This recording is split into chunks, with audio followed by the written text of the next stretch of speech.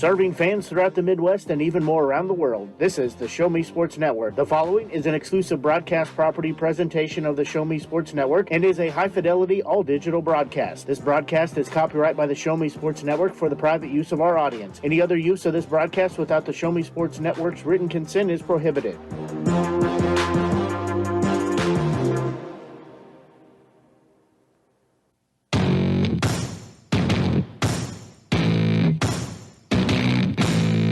It's time for Jefferson City Renegades baseball on the Show Me Sports Network.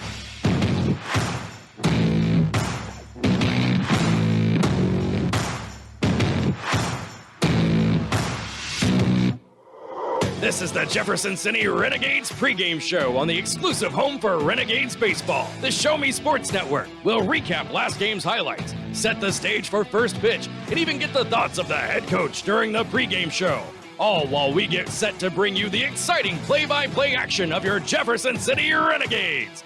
The best pregame coverage in the Mink League is on the air as Blake Gazaway and Grayson Smith are ready in the broadcast booth.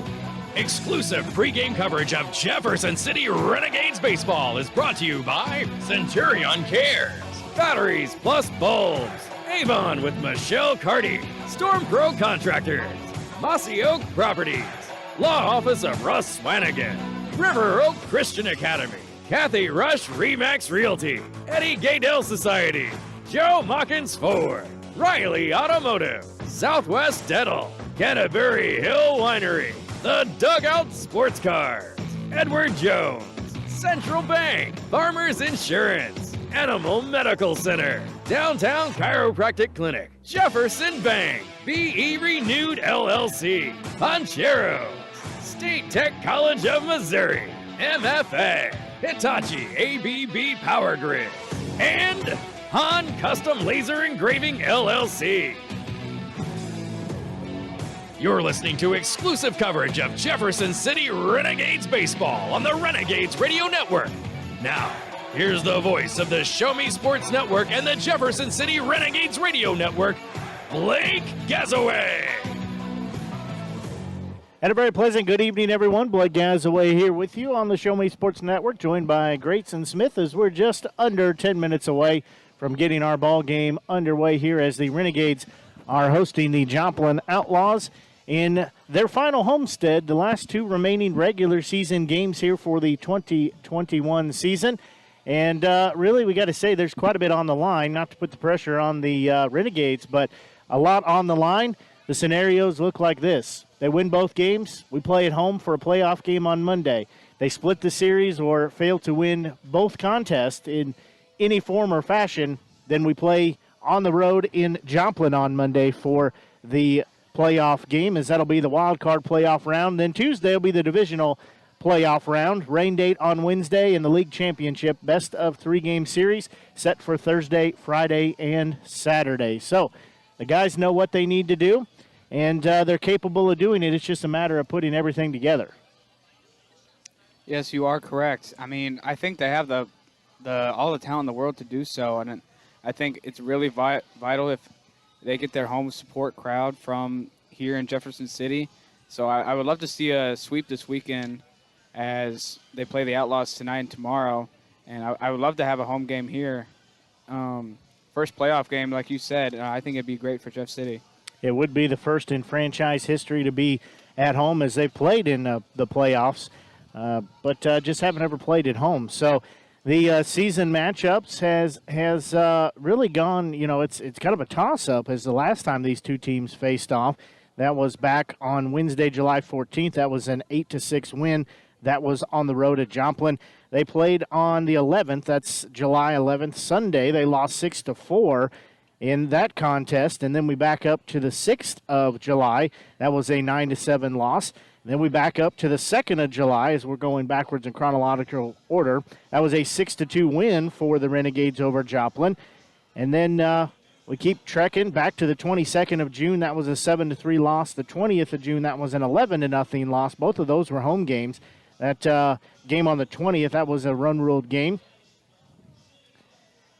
And that's where we end up with the series here, as they'll play two more times this season. And like I said, They win both of them, they'll have a home playoff game. If they cannot find a way to win both, well, they'll still be in the playoffs. It just won't be here in front of the home crowd. Taking a look at the Mink League race, though, atop the South Division is the Sedalia Bombers. They sit at 20-17 on the season. They've been out front a good chunk of the last week and a half, 2 weeks or so. They've been out on top. Then next place would be the Nevada Griffins. However, their season cut short, so it's null and void at the moment. So that would bump down to the Joplin Outlaws there at 17-20. They're 3 games back in the Mink League South Division. And then the Jeff City Renegades at 15-18, also 3 games back as well. So mathematically, it's impossible for either of these teams to make the top spot. However, they do have the opportunity to possibly, maybe, at least we're hoping in the Renegades' sake, to win both these games and have a home playoff game. For the North Division, well, it really hasn't been much of a race since, 10 games in, maybe not even that many. As the Clarinda A's, they sit atop. They're at 30-4 this season. We talked about that last night, about them having 30 wins in the season. Just phenomenal. But one of those 4 losses did come at the hands of the Renegades here at home. As St. Joseph Mustangs, they're 17-18. They sit in second place in the North Division. But again, the difference is in the South Division, there's 3 games separating first and second place in the division right now. In the North Division, that second place is 13.5 games from first to second place. Then 15.5 back, it'll be the Chillicothe Mudcats. They sit at 15-20. And then for the Des Moines Peak Prospects, they are sitting at 11-26 this season, and they are at 20.5 games back here in the North Division. So tonight, an important game for the Renegades. They know that. I gave out some of our Athlete of the Week players before the game tonight. And the fellas, they know what they need to do, and we talked about that a little bit. They know what they need to do, and they know how to do it. It's just a matter of execution out on the field to make that happen. In the Mink League tonight, though, we will see a couple of games as St. Joe is on the road at Des Moines against the Peak Prospects. Both of those games are having a doubleheader, so game 1 should be close to being completed by now, with the second game starting slated for about 7:30. Again, they don't live score those, so we won't have a score update from that. Chillicothe Mudcats, they're hosting the Clarinda A's. That is a 7 o'clock first pitch, that at Schaefer Park in Chillicothe. And then, of course, our game here, the Renegades hosting the Joplin Outlaws. We'll take a look at our starting lineups now for the Joplin Outlaws. They enter with a record of 17-20. They'll start batting first, playing third base, will be Brett Weimers. Batting second will be right fielder Caleb Fierstein. Batting third will be shortstop Logan Klein. Batting fourth will be left fielder Ethan Ellis. Batting fifth will be on first base will be Jared Toller. Playing second base, batting sixth will be Jeb Jenkins. Designated hitter, batting seventh, Kalen Protaski. Catching, batting eighth will be Cam Fafman. And playing center field, batting ninth will be Ethan Lopez. And on the mound will be their ace from Japan, and Masayuki Maruhashi. He will get the start for the Outlaws, as we've seen him. Let me get his stat line up here. We've seen him a couple times, 3 times to be exact, and unfortunately all 3 of those have gone in favor of the Outlaws. So you know what that tells me is that eventually that has to come to an end. So tonight would be a perfect night for that 3-0 streak to come to a close as he gets the start. For the Renegades, they sit at 15-18 on the season. They'll start in left field. Batting first will be Drew Mize. Then playing shortstop, batting second will be Joseph Keyholes. Batting third, center fielder Brady Voss. Batting fourth, first baseman Carter Mize. Batting fifth will be second baseman Ben Burton. Catching tonight, batting sixth will be Hamilton Anderson. Batting seventh, third baseman Seth DeNoyer. Batting eighth will be right fielder Caden Deal. And designated hitter batting ninth will be Dawson Schumann. And on the mound will be Jacob Davis to get the start this evening. So, like I said, the players know what they need to do. And had a good opportunity to talk to them a little bit before the game. So I guess it's safe to say, since I was giving out the plaques if they win, it's because I gave them a great motivational speech. At least I can tell myself that, right? Yes, absolutely. So we are having the coaches and the home plate umpire and the second base umpire. They are meeting out at home plate, having their discussions, as both these two teams very familiar with each other, as this will be meeting number 7 of 8. That's the good thing and the bad thing about having a small league with only 8 teams, that you get to see the same teams pretty regular. However, that means if there's a team that just has your number every time, well, you get to face them quite often. But really, I think I'm positive that the Renegades have a good opportunity this evening. Grayson, with all the baseball we've watched this season, what do you think your keys to the game are for them? Usually when we play the Outlaws, they have our number with base stealing. I'm hoping the Renegades have some kind of plan to watch their base stealing with their aggressive base running. And if they can get that sealed down, then there's going to be less runs scored, and hopefully Renegades can get their offense going. Excuse me 1 second. They scored 13 runs last night in the win against the Legends. Even though it was a non-league game, it still brings momentum here. So if they're able to put those runs across and able to keep base runners afloat, I think it's a great chance for them to win tonight. I think you're absolutely right on that. I would agree 100% in that. Really, to make it super easy to understand in the most lame terms that we can, they got a base runner on first base. They ended up at third real quick, because they were very quick within, I would say, the first 3 to 5 pitches after they got on first base to try to steal second base, and then found a way, whether it be a wild pitch, an error, or another batter having a hit, they get over onto third base, and they're just always on third base in scoring position, ready to have a chance to come across and score a run. And they don't play flawless baseball by any means, but they just find a way to score runs and get them across the plate.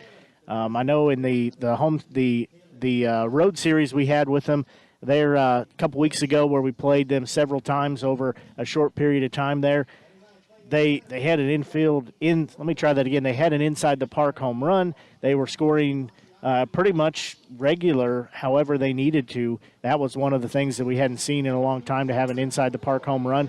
They also they really just moved around at will, but we answered them back by scoring runs ourselves in some unconventional ways and having some home runs. Carter Mize went deep. Andrew Patton also had a home run there as well. So we know how to do it. It's just a matter of the execution and making that happen for them. And so this is very much, we had to have a little help from Sedalia from the Bombers, as they were locked up in a 4-game series with them the last several days. So Sedalia ended up winning a few of those, helped us out a little bit, but just couldn't win all of them like we really would have liked to seen the Bombers do. But, sometimes that's good and bad to have your own destiny in your own hands. But, I think this is a good opportunity. Again, the players know exactly what they need to do, and that gives them that target to shoot for. So starting lineups being introduced here at the ballpark. As we said, Renegades win both games, we'll have home playoff game on Monday. If they fail to win both of them, we will be on the road in Joplin on Monday. Then the winner will turn around and face the Sedalia Bombers on Tuesday. That will be at Sedalia. So then the winner of that game will be crowned the South Division champion and will face whoever will be crowned the North Division champion in the 3-game best-of-3 series for the 2021 Meek League Championship. As hard to believe, the season winding down. We've been doing this wrapping up almost 7 weeks. Doesn't seem like it's been that long, like we just started, but it's been quite a while ago. Yeah, you're right. It feels like just yesterday I was announcing one of my first games, and here we are. We're almost there to the playoffs, and it's been a long and it's been a fun season. It's kind of sad to see it go soon. Well, tonight also biker night here at the ballpark, so one of the Baca Bikers will be throwing out the first pitch, and we'll have the national anthem, have cleaning of the home plate with the biggest toothbrush in the Midwest, as it is a good 6 feet tall. A nice looking pitch there to get our ceremonial first pitch underway. So we're going to take a break here and be back as well as playing the national anthem. You're listening to exclusive coverage of Renegades baseball here on the Show Me Sports Network. At Centurion Cares, for more than 3 decades, their focus has been on exceeding customer expectations for contact center software solutions for forward-thinking businesses. Their innovative communication solutions include utility interactive voice response software that allows for smart communication features that let your utility deliver superior customer service 24/7. They also provide other streamlined services like automatic call distribution, predictive dialer, outbound call notifications, cloud services, automated customer callback, reporting, and quality assurance. Your customers will have access to information they need quickly and accurately. Most importantly, this allows customers to interact with your business on their terms at times that are convenient for them. To find out more about how Centurion Cares can help your business, call them at 727-421-5300 or look them up online at centurioncares.com. Centurion Cares, innovative communication solutions. Riverwalk Christian Academy has been providing a strong biblical foundation and academic excellence within a Christian environment for more than 15 years. Located in Jefferson City, Riverwalk Christian Academy offers kindergarten through 6th grade that prepares students to impact the world for Christ. Average class sizes are just 16 students, with the student body comprised of families from over 30 area churches. Kinder prep offerings include 3 and 5 full-day sessions, with kindergarten offering half-day and full-day programs. To find out more about Riverwalk Christian Academy, call them at 573-634-3983. Attention class of 2021. It's time to think about your future. It's time for you to take action. It's time to apply to State Tech. But you better hurry because space is filling up fast. In fact, more than 85% of our seats will be filled by March. So don't delay and find out firsthand why State Tech is ranked the best college in the country for the 2nd year in a row. And we are proud to be known as the employer's choice. Apply today at statetechmo.edu.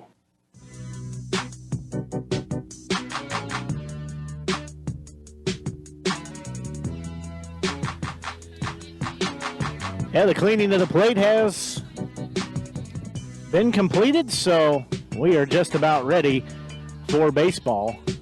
As again, you're listening to exclusive coverage of Renegades baseball here on the Show Me Sports Network. Blake Gazaway here with you. Glad you're tuning in tonight, joined by Grayson Smith, as I have been joined most of the season. And Grayson, you've done a great job this year, and hopefully you've had some fun as well. So Jacob Davis will be on the mound for the Renegades. He is a freshman at Missouri Southern.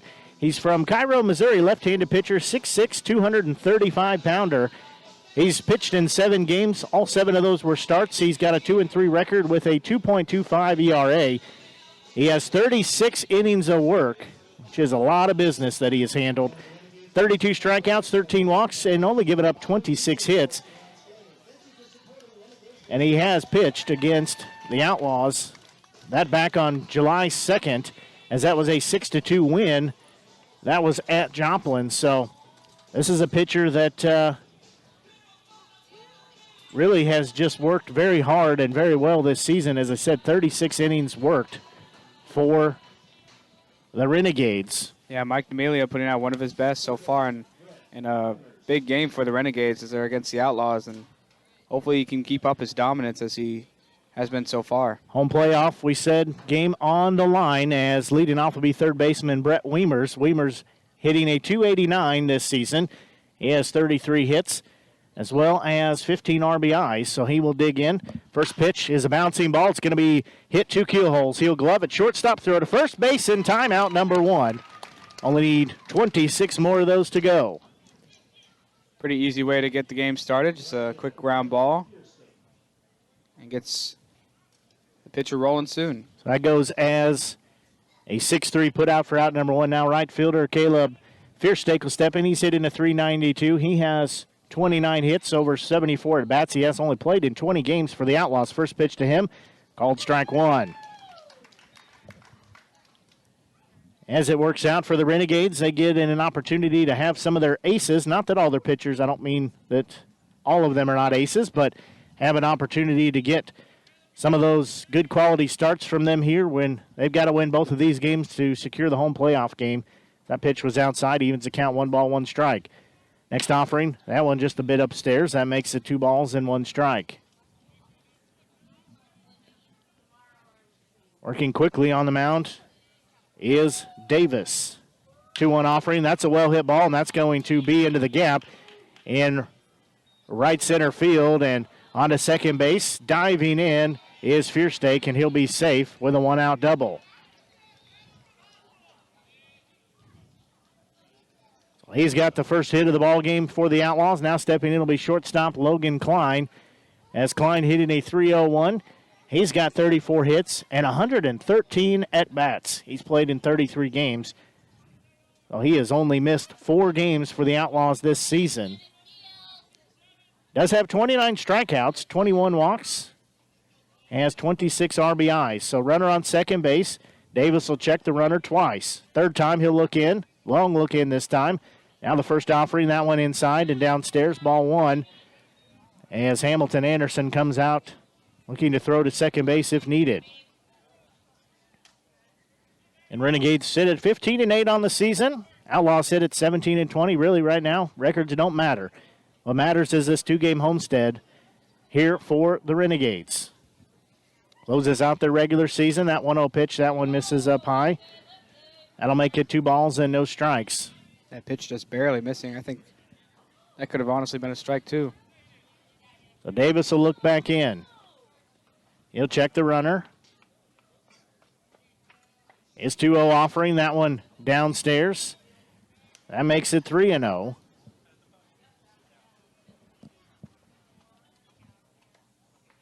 Fierstein standing on second base, having a 1-out double. We play here in the top of the first inning. 3 balls and no strikes to count. That one from Davis. That one called strike 1. That looked eerily similar to that. Was it the second pitch that was called a ball? But I don't have the right color shirt on for my opinion to matter on that. Next offering, that one on the inside part of the plate for strike number 2. So Davis battling back after having a 3-0 count. It's now full, 3 balls and 2 strikes. Getting 1 out, 1 runner on. That's Fierstein on second base. He'll take a healthy lead there. Davis will check, and they'll have time called. Surprised runner on second base hasn't ran yet. But seems to be he's thinking about it. He's kind of dancing out there between the second and third base line. So Davis will look back in again. Burton will step over, try to hold him on a little bit, and Davis will step off, and they've got him picked off. That'll be out number 2. That erases the runner that was on second with a double. Davis steps off, and he is picked off. He was thinking about going to third. He got the jump, and he started running, and then all of a sudden he changed his mind, and Davis just turned right around and just picked him right off. It's pretty bad base running right there. So payoff pitch. That one swung on and missed, and that retires the side is out number 3. So after giving up the first hit, Davis picks off the runner and strikes out the batter. So that ends the inning. There are no runs, 1 hit, no errors, and nobody left on base. We'll go to the top of the first inning, still tied at 0-0. You're listening to exclusive coverage of Renegades baseball here on the Show Me Sports Network. There are things in life you should always do. Always say please and thank you. Always get a good night's rest, and always take care of your teeth. After all, you're only given 1 set of permanent teeth to last you a lifetime. Southwest Dental Care is always the place to go for the highest quality dental care. They offer comprehensive general and cosmetic dentistry services for all patients of all ages. Their experienced and compassionate team is there to help you achieve lifelong oral health and a stunning smile. To find out more about Southwest Dental Care, call them at 573-634-4909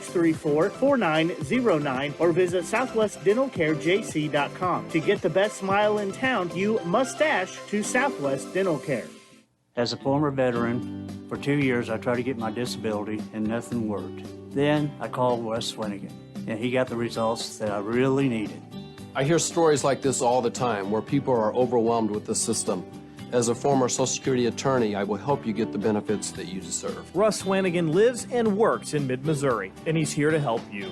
The help you deserve for the benefits you've earned. The law offices of Russ Swanigan.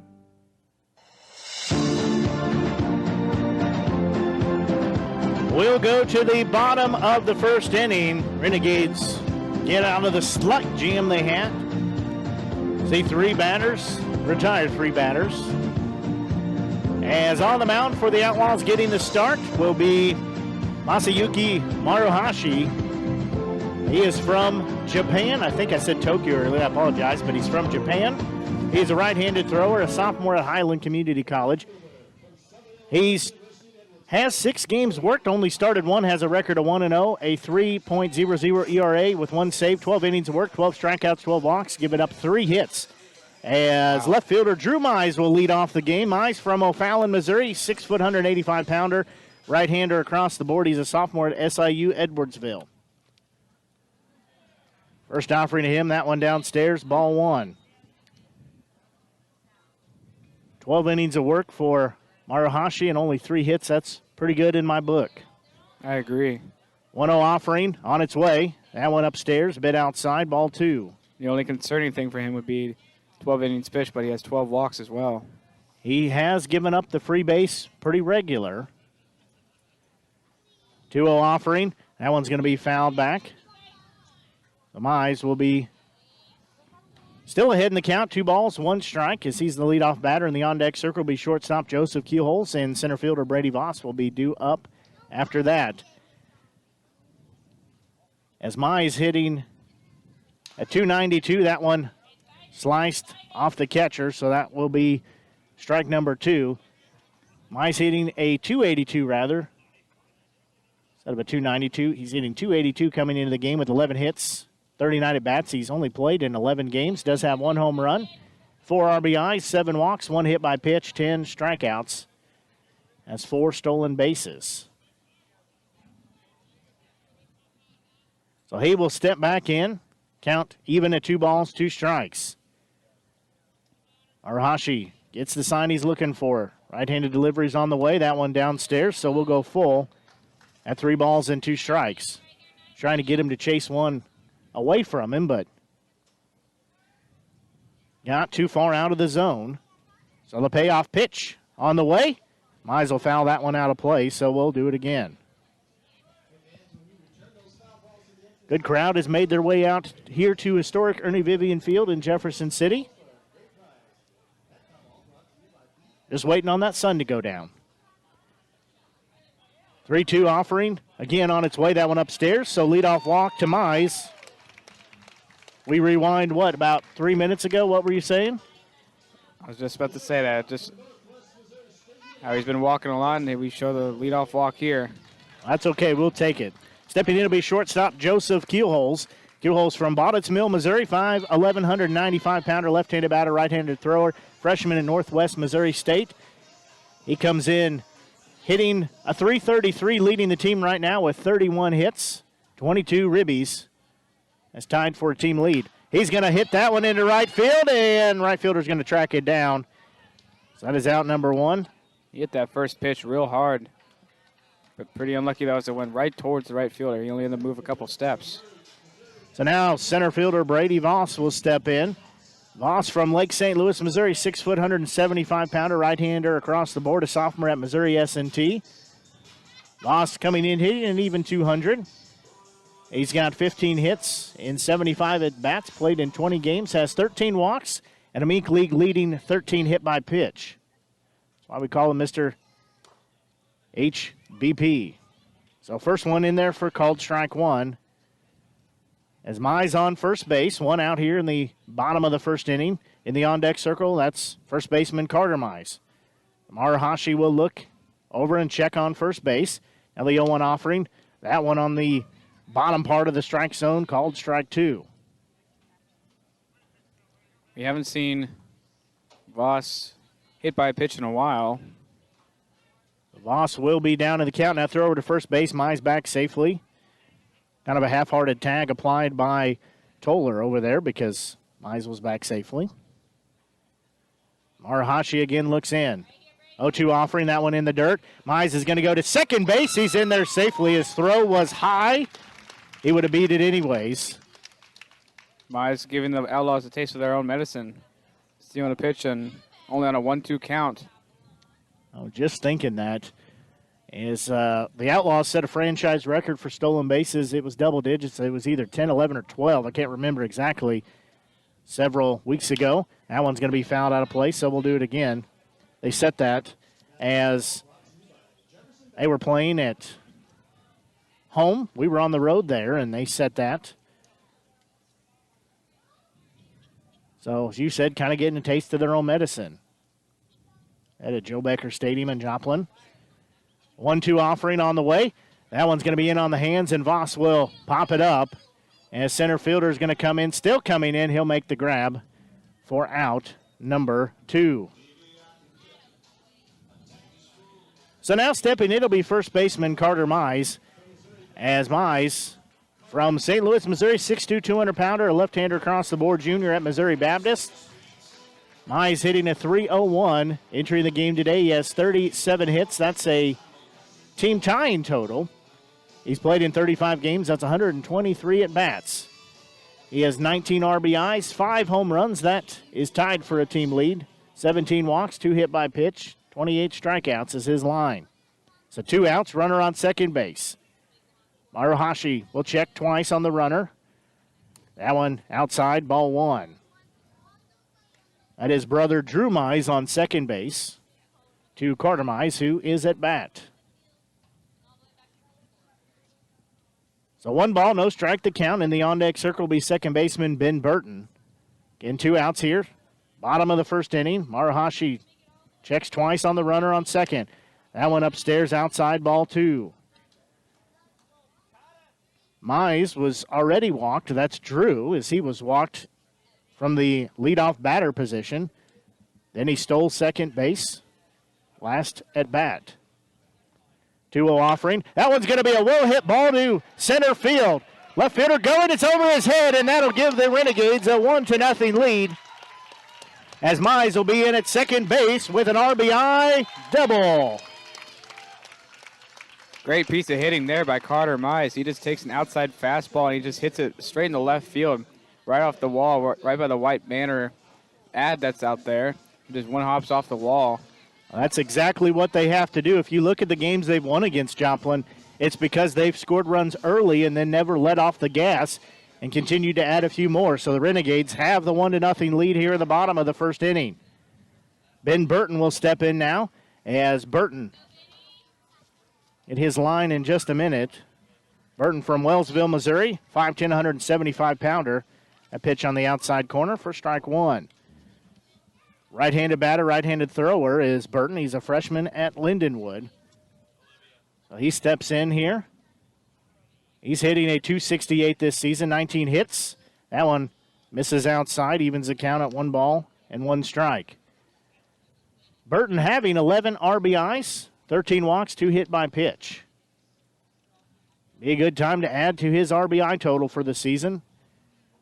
1-1 offering. That one's going to be hit off the end of the bat. It's going to pop behind first base as the first baseman is able to glove it.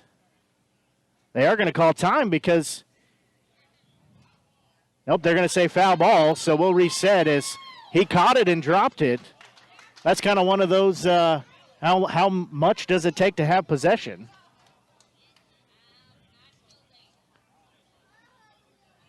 He had it in his glove, but very quickly it ended up on the ground. I couldn't tell if he was hurt or trying to pick it up off the ground, so these umpires are having a lengthy discussion here. Now they're going to say he was out, so Joplin head coach wanting an explanation. So I wonder if that's not what they're discussing, is how long does it take to have possession, because he did not have that very long. Well, 1 run was scored, though, so good inning for the Renegades as they lead 1-0. We'll go to the top of the second inning as you're listening to exclusive coverage Renegades baseball here on the Show Me Sports Network. The following public service announcement is brought to you by the Eddie Gaedel Society, Jefferson City Chapter 10, doing little things to make a big difference. Want to make a big difference in your community? Be kind to others, drive safely, and put litter in its proper place. Join us in celebrating Eddie Gaedel's historic Major League appearance as a member of the St. Louis Browns by doing something nice for someone today. Take a walk, Eddie. Perfect, right? Actually, we were thinking of Rome. I know an agent there. Look at this view. This place is unbelievable. It's beautiful. We've been looking at Jamaica. I know an agent there. Welcome to Jamaica. We love it. But we're thinking about Tokyo. I know a guy. You know an agent too. That's Kathy Rush at RE/MAX Jefferson City. Call her today at 573-761-3405.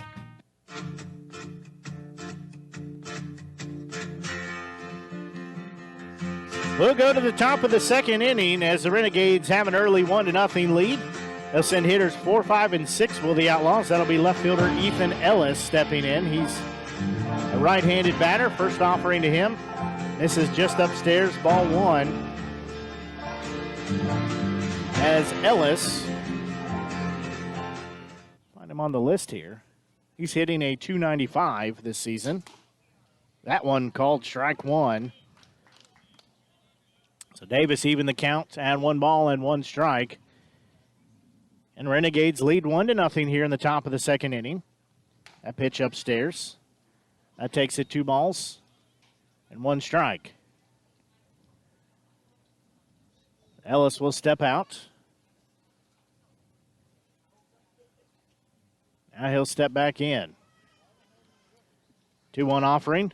That one called strike 2.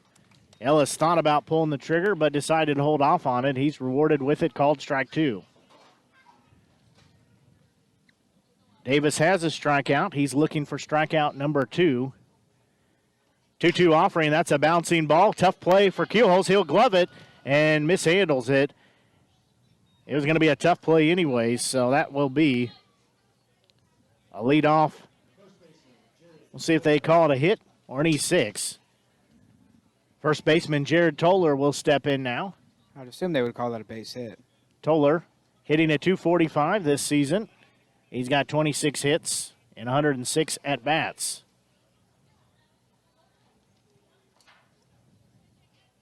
I'll see how they rule that. It would have been a tough play anyways. First offering to him upstairs. Ball 1.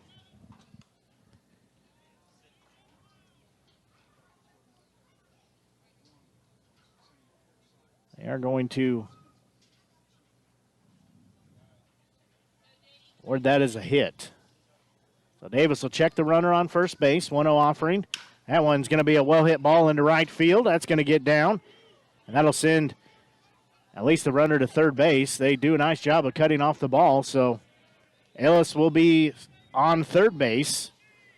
And Toller will be on first base with back-to-back singles. So just like that, 2 batters faced, and again, the Outlaws have a runner on third base in scoring position. Nobody out here as we play top of the second. Second baseman Jeb Jenkins will come to bat. First offering from him, swung on and missed. That pitch completely fooled him. He's hitting a .287 this season with 29 hits. Yeah, he... to say he half-hearted swung around, that would be an understatement. 0-1 offering from Davis will be on its way momentarily. That one a bit upstairs, evens the count at 1 ball and 1 strike. We'll see how many pitches it takes for a runner on first base to dart his way to second base. We'll see if Hamilton Anderson's ready for that or the pitcher Davis as well. 1-1 offering. That one misses upstairs. I'll say ball 2. So 2 balls, 1 strike.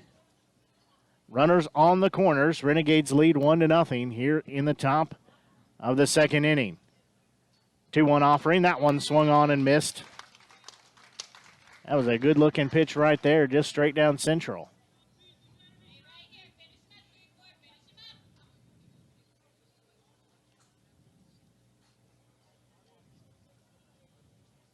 Top of the first inning, Clarinda leading Chillicothe at Chillicothe 4-0. That one downstairs in the dirt. That takes us full at 3 balls and 2 strikes. Trying to work that inside part of the plate and cross him up, but Jenkins did not go for it. As 2 runners on, nobody out here in the top of the second. Davis takes a breath. Next offering, that one fouled back, so we'll do it again.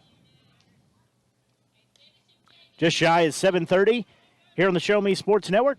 Blake Gazaway here with you, joined by Grayson Smith. Hopefully you enjoyed tonight's broadcast. We're the exclusive home for Renegades baseball and the Renegades Radio Network. Bringing you coverage all season long as that regular season about to wrap up. Get ready for playoffs. Runner's going to go to second. Swung on and missed. And they'll say he is out. So Toller will get a stolen base. And Jenkins will strike out for out number 1.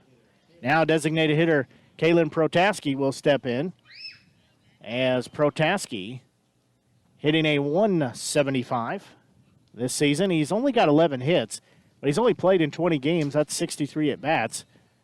Has 26 strikeouts. So Davis again working around this jam. He's got runners on the corners, 1 out. First pitch, that one low and outside, ball 1. Renegades have the early 1-0 lead here at historic Ernie Vivian Field. That sun so close to going down behind the tree line. I hope it should lower the temperature. It was 91 degrees when the game started, but it feels a lot warmer than that. 1-0 offering. That one swung on and missed. That was in the dirt. Got him fooled there. Great curveball in the dirt. Just swung right over it. Yeah, that thing just dropped very quickly. It had a drop on it, and he takes a swing and no connection. So 1 ball, 1 strike count. So we play here. And the top of the second, Renegades leading 1-0. Davis, that pitch inside. That makes it ball 2.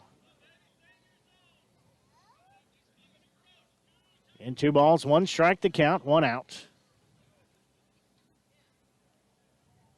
This game important for the playoff standings. Renegades win both today and tomorrow against the Outlaws. They'll play at home. If they fail to do so, they'll play at Joplin. 2-1 offering, that one high. So that makes it 3 balls and 1 strike. Again, runners on the corners. That's Ellis on third base, Toller on first base. Sorry. Forgot he stole second. How could I forget that? Because that's what the Outlaws do. So he's actually on second base now. So runners both in scoring position. 3-1 offering. That one swung on and missed.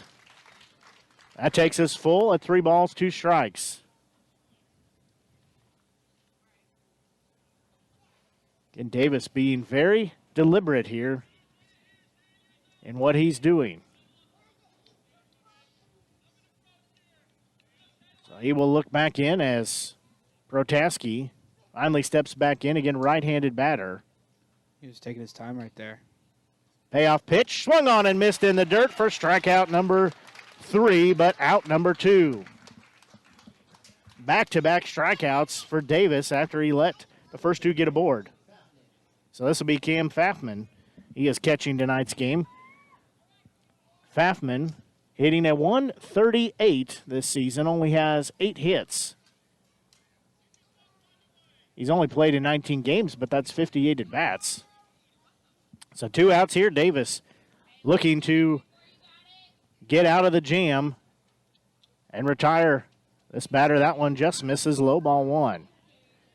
He's looking to retire after giving up the first 2 batters, 2 singles. He's looking to retire the next 3. So 1 ball, no strikes, 2 outs. There's 1-0 offering on its way. That one in the dirt. Nice job of Hamilton Anderson to keep it in front of him. Again, runners on second and third. That's Ellis at third base, Toller at second base. Ellis had a leadoff single, then advanced to third on a single by the next batter. That was Toller. Then he stole second base a little while ago. 2-0 offering. That one's going to be hit foul down the third base line. Gets by everybody down there. So it'll be 2 balls, 1 strike with 2 outs here. Decent crowd has made their way here tonight. On this Friday evening, what a better way to spend a Friday evening and come out and watch some Renegades baseball as their season winding down. 2-1 offering from Davis, forthcoming. That one's going to be a bouncing ball as Keyholes will get it. And he's going to have no play, and the run will score as Denoyer was out of position trying to get over and catch that bouncing ball as well. So we're tied up at 1 apiece. So Fafman will have an RBI single. So now stepping in will be center fielder Ethan Lopez.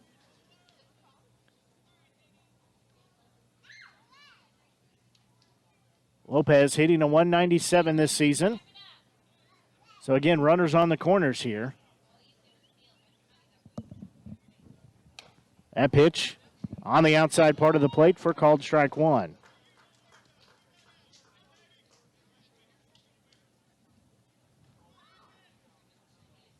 The Lopez, left-handed batter, digs back in. Davis will check the runner at first. Runners on the corners here with 2 outs, tied up at 1 apiece. 0-1 offering that one in the dirt, and Anderson will keep it in front of him. So Fafman will go down to second base on a wild pitch. Lopez playing center field, batting 9th in the lineup. He'll have a 1-ball, 1-strike count. Davis will check the runner at second. 1-1 offering. That one swung on and missed for strike 2. Again, he got him crossed up there.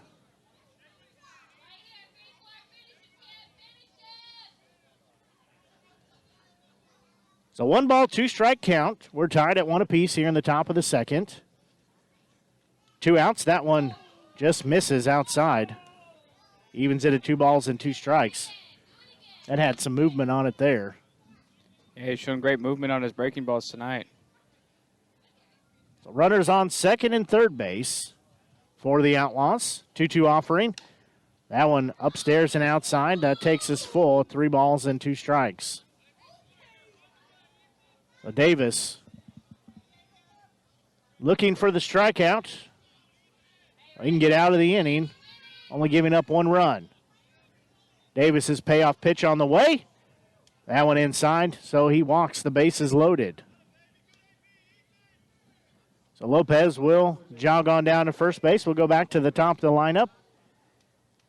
And Brett Wiemers. Wiemers hit into a 6-3 out to lead off the game. On the first pitch of the game. We'll have a conversation quickly meeting on the mound as Josiah Imhoff will come out and talk to his pitcher in Davis. Trying to get him settled down just a little bit. He's got 2 outs here.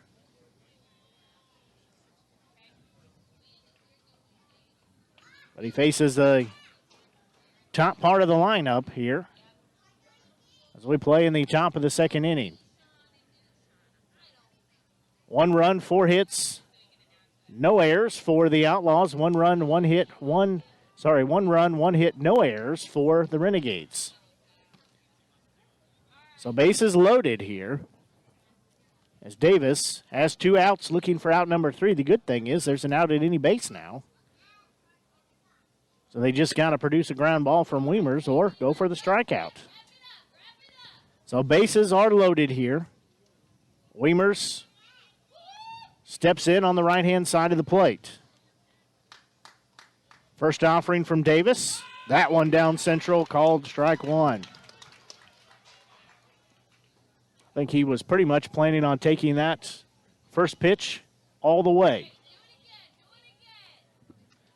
So no balls, 1 strike to count with 2 outs, bases loaded.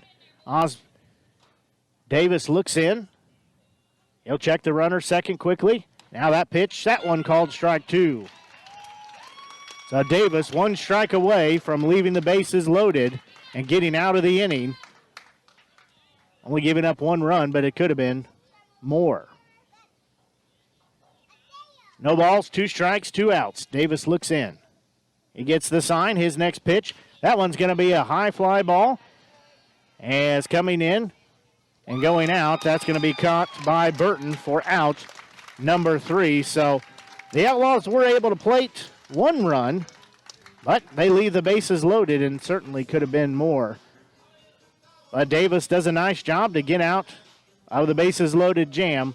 So we'll pause and be back as you're listening to exclusive coverage Renegades baseball here on the Show Me Sports Network.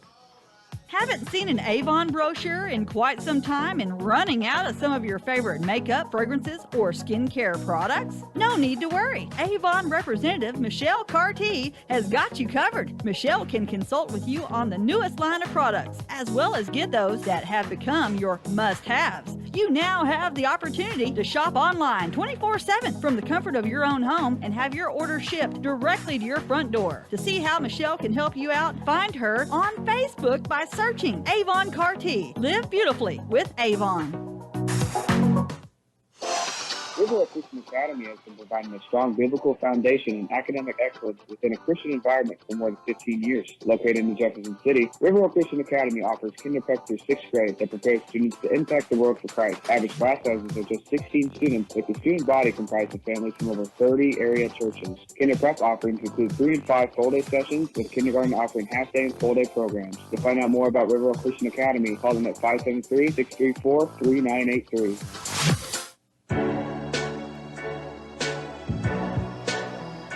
We'll go to the top of the second inning. We're tied at 1 apiece. Renegades plating 1 run in the bottom of the first. Outlaws plating 1 run in the top of the second. So it'll be batters 6, 7, and 8. That'll be Hamilton Anderson, who's catching tonight. Third baseman Seth Denoyer and right fielder Caden Deal. As Anderson from Columbia, Illinois, 6'3", 200-pounder, left-handed batter, right-hander thrower, freshman at State Fair Community College. So he steps in here. Anderson hitting a .314 this season. Puts him second on the list. He's got 37 hits, tied for a team lead, 22 RBIs. That's tied for a team lead. 4 home runs, that puts him second. First pitch down in the dirt, goes back to the backstop. So that makes it ball 1. Anderson named Make League Player of the Week a few weeks ago. He also was one of the recipients of our Athlete of the Week. Again, gave those out, been busy, and due to the weather and other things, kind of behind on them. That one low and inside, ball 2. So I did give out week 2, 3, 4, and 5 earlier before the game. So 2 balls, no strikes. Maruhashi looks in, gets the sign. That one upstairs, outside. That makes it 3-0. What do you think Hamilton will do here with this pitch? Feeling, he's going to take. I had a feeling he might swing, get the green light, get something going early, but no need for him to swing as it was out of the zone, so he'll be issued a free pass as back-to-back both innings, Maruhashi gives up the leadoff runner to first base by way of walk. So third baseman Seth Denoyer will step in. He's from St. Charles, Missouri, 6 foot, 205-pounder, right-hander across the board, a junior at Indiana Kokomo. That's going to be one of the keys tonight for the Renegades while they're against this pitcher who is known for walking, not giving up many hits. If they can just keep laying off good pitches and get into some base-loaded opportunities, they're going to get something going soon. Right, I think that's twofold. To start with that and then to finish it, to be twofold is they've got to take advantage of those opportunities and find a way to score those walks, turn them into runs on the board, which they were able to do in the first inning. Denoyer steps in hitting a .219. He has 16 hits, well as 13 RBIs. He has been hitting well this last week. First pitch to him on the outside part of the plate, strike 1. He went 3 for 3 last night with 2 doubles and a single, and he also had a walk. He had a very good game last night. Yeah, had just about the same the night before. 0-1 offering, he's going to slice that one foul, so he'll be down to the count at no balls and 2 strikes. Maruhashi has his second inning of work here on the mound. We're tied at 1 apiece. We play here in the bottom of the second inning. It is a very humid night here at the ballpark. So no balls, 2 strikes the count. Maruhashi gets the sign, throw over to first base. Anderson back safely. Close play. Hamilton Anderson on first by way of walk. Doesn't take a huge lead. 0-2 pitch for Maruhashi. Again, another throw over. Back safely is Anderson. He's not exactly a threat to steal second base. So 0-2 offering on its way. That one in the dirt. Catcher and Fafman keeps it in front of him.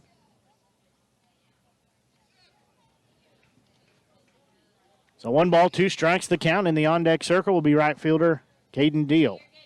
He also was awarded one of our Show Me Sports Network's Athletes of the Week.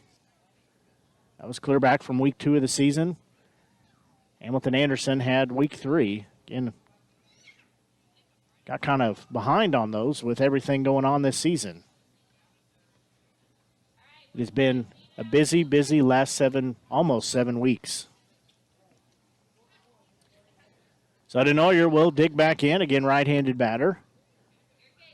1 ball, 2 strikes the count. Maruhashi looks in.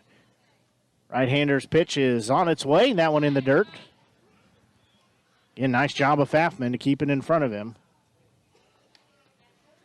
Didn't get far enough away for Hamilton Anderson to think about advancing to second base. I love seeing DeNoyer's 2-strike stance right here. He goes completely different as he stands up tall and wide until he goes down and crouches down wide and is completely crouched down. And he's going to foul that one out of play. I don't even know where that went. Other than to our left. That's about all I know. Yeah, we see several of the players have a different approach when they get 2 strikes against them. Tommy Reether's one of them as well. He really chokes up on the bat and opens his stance up quite a bit.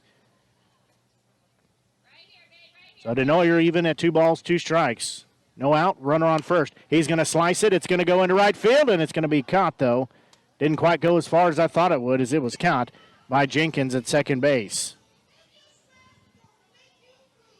I thought that was headed a whole lot further than it went. Now Caden Deal, the right fielder, he'll step in. He is from O'Fallon, Missouri, 5'10", 170-pounder. Left-handed batter, right-handed thrower, freshman at Northwest Missouri State. So he will dig in as he steps in. Hitting a .259 this season with 30 hits, 14 RBIs. He'll take that one for ball 1. It'll be 1 ball, no strike count. Again, Hamilton Anderson on first base. He was given a leadoff walk. Maruhashi looks back in. That one's going to be ripped into left field. Left fielder going back on it. He's going to make the grab for out number 2. So now it'll be designated hitter Dawson Schumann. As Schumann from right here in Jefferson City, 6', 215-pounder. Right-handed batter, right-handed thrower, freshman at Westminster. Schumann hitting an even 200.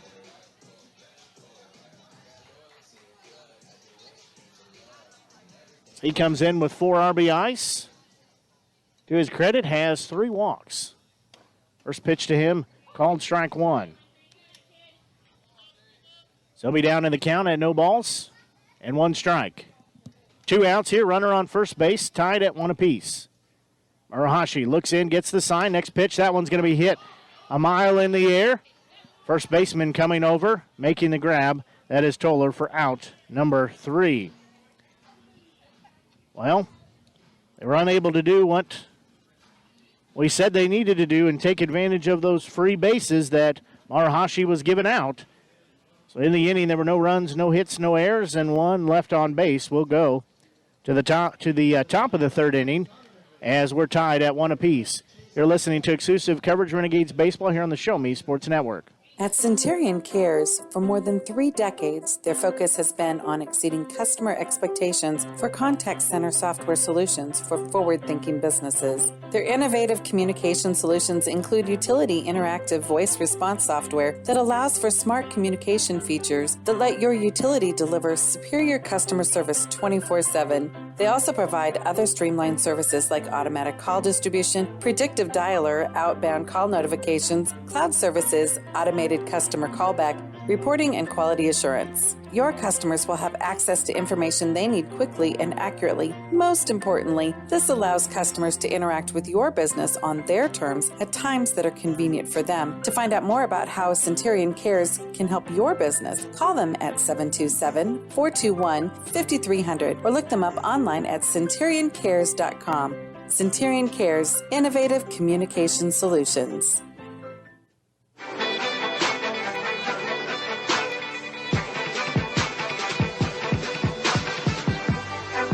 We'll go to the top of the third inning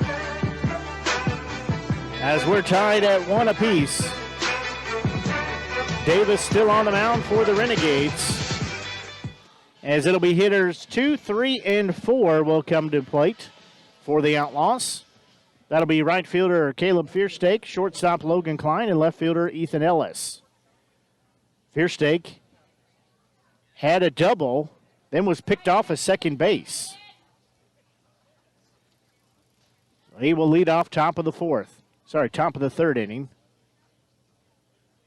First pitch hits him on the shoulder blade, so he will have first base with a hit by pitch. He will jog down to first base. Now it'll be shortstop Logan Klein. He struck out in his first at bat, so he's 0 for 1.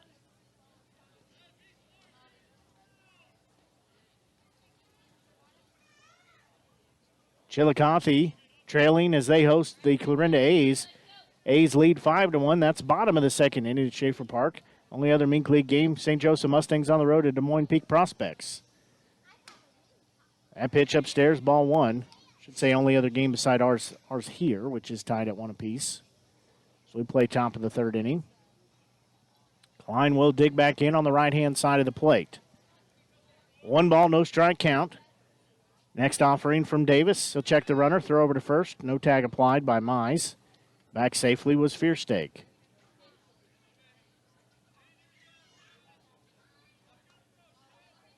And Davis, the southpaw, will look in, get the sign. He'll stare over at first base. Now back home, now back to first. Now back home, back to first. That pitch on its way, a well-hit ball to center field.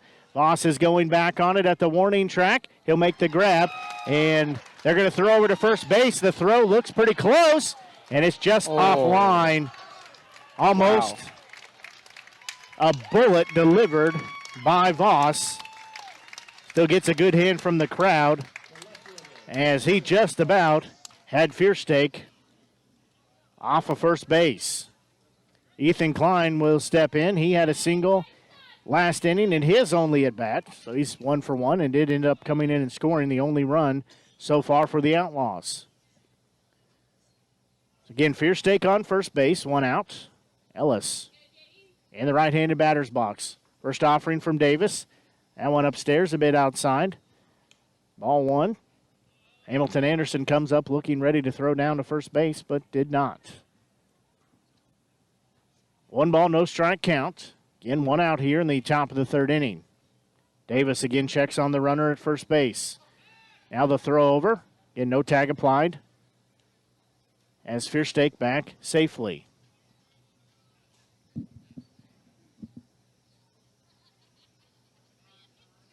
Fierstein has 14 stolen bases this season. So he is a threat to take second base. So 1 ball, no strike count. Next offering, that one upstairs, throw down to second base is going to be there, but could not get the tag. So Hamilton Anderson just about had Fierstein picked off of second base.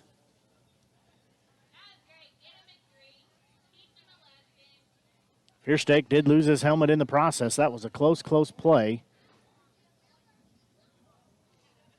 So now he will have another steal. Forgot how many I said he had. He had 14. So that makes number 15.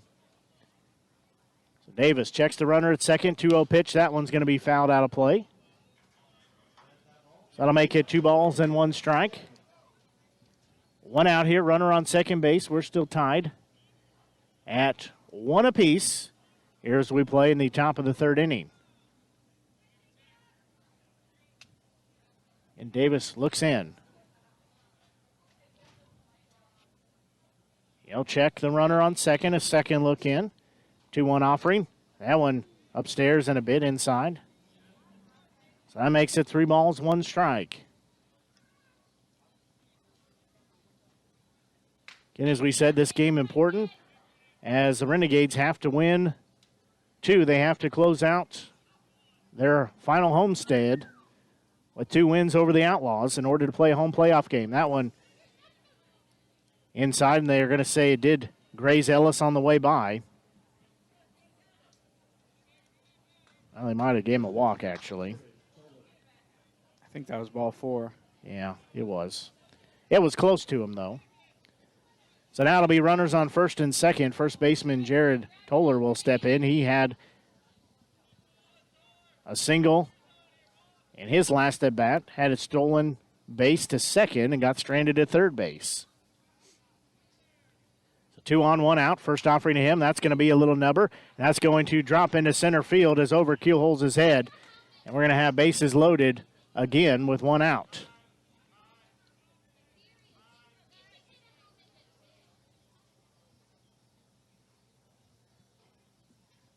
So everybody will move around the base path. So now it'll be second baseman Jeb Jenkins. So once again, just like we said, the Outlaws have a way to get on the base path.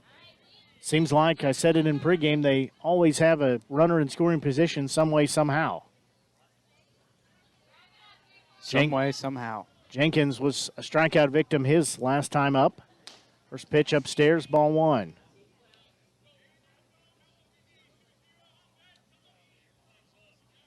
So bases loaded. 1 run, 5 hits. No errors. For the Outlaws, 1 run, 1 hit, no errors.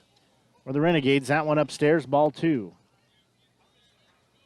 Hamilton Anderson is going to jog out and have a conversation with his pitcher. We said, it's a beautiful evening here at the ballpark.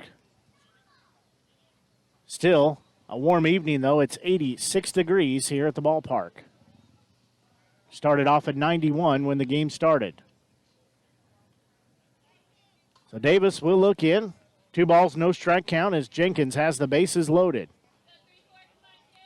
1 out here in the top of the 3rd. That pitch will be in there for called strike 1. So 2 balls, 1 strike to count. And Jenkins digs back in. 2-1 offering from Davis on the way. That one's going to be a bouncing ball. Keyholes will have it flipped to second for 1, over to first for the double play, and they get out of the inning with no damage done. Again, Davis works his magic on the mound and gets out of the inning, giving up no runs, had the bases loaded with just 1 out. So we'll pause and be back as you're listening to exclusive coverage of Renegades baseball here on the Show Me Sports Network. Attention class of 2021. It's time to think about your future. It's time for you to take action. It's time to apply to State Tech. But you better hurry because space is filling up fast. In fact, more than 85% of our seats will be filled by March. So don't delay and find out firsthand why State Tech is ranked the best college in the country for the 2nd year in a row. And we are proud to be known as the employer's choice. Apply today at statetechmo.edu. There are things in life you should always do. Always say please and thank you. Always get a good night's rest, and always take care of your teeth. After all, you're only given 1 set of permanent teeth to last you a lifetime. Southwest Dental Care is always the place to go for the highest quality dental care. They offer comprehensive general and cosmetic dentistry services for all patients of all ages. Their experienced and compassionate team is there to help you achieve lifelong oral health and a stunning smile. To find out more about Southwest Dental Care, call them at 573-634-4909 or visit southwestdentalcarejc.com. To get the best smile in town, you must dash to Southwest Dental Care.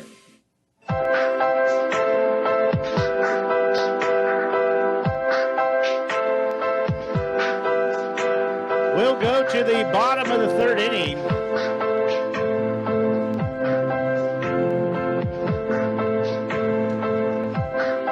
We're tied 1 apiece. Renegades will send the top of the lineup. And hitters 1, 2, and 3. That's left fielder Drew Mize, shortstop Joseph Keyholes, and center fielder Brady Voss. As last inning went a 6-4-3 double play, twin killing to end the inning. That started with Keyholes. So first offering on its way to Mize. That one downstairs outside. They say he went around on that? They did, and I really don't think he did. I don't know where he was pointing to because the other ump's over there and he pointed that way. So 0-1 count. That one misses in almost the exact same spot. So I'll take it 1 ball and 1 strike. So 1 ball, 1 strike. That one downstairs. That makes it 2 balls and 1 strike. Arahashi again still on the mound for the Outlaws. It's 2-1 offering on the way. Mize is going to take a big cut, miss that one.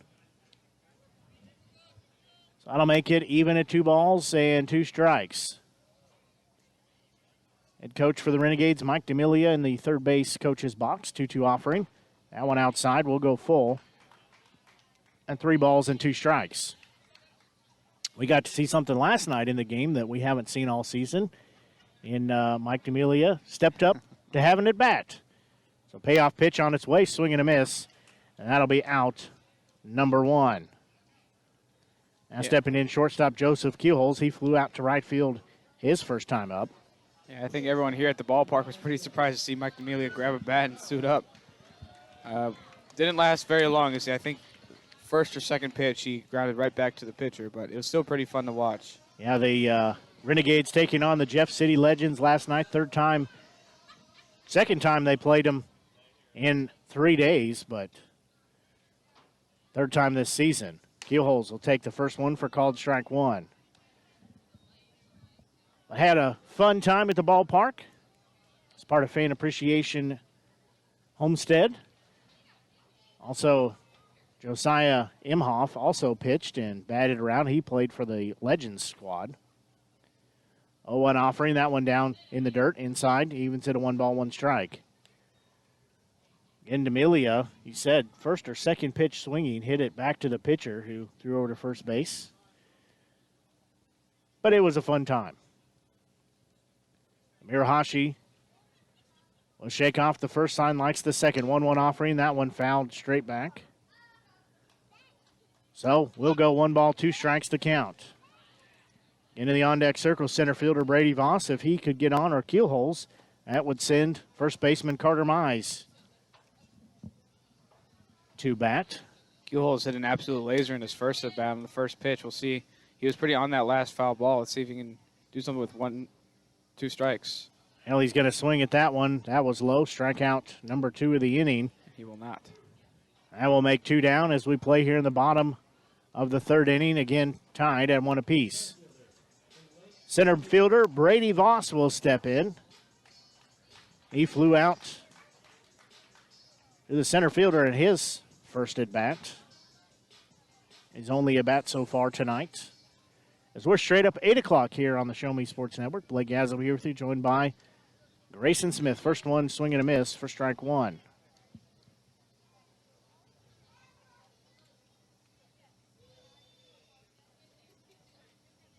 No balls, 1 strike to count. Maruhashi's next offering on its way. That one in the dirt, passes the catcher, so we'll go even at 1 ball, 1 strike. And we're tied at 1 apiece. 2 outs here. Bottom of the 3rd inning we play. That one's going to be fouled back, so Voss will have to protect the plate now. So he's down to the count, 1 ball, 2 strikes.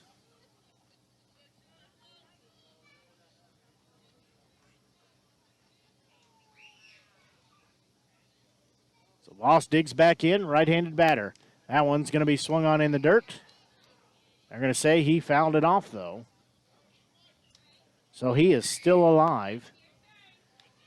Again, 1 ball, 2 strike count with 2 outs here in the bottom of the 3rd inning.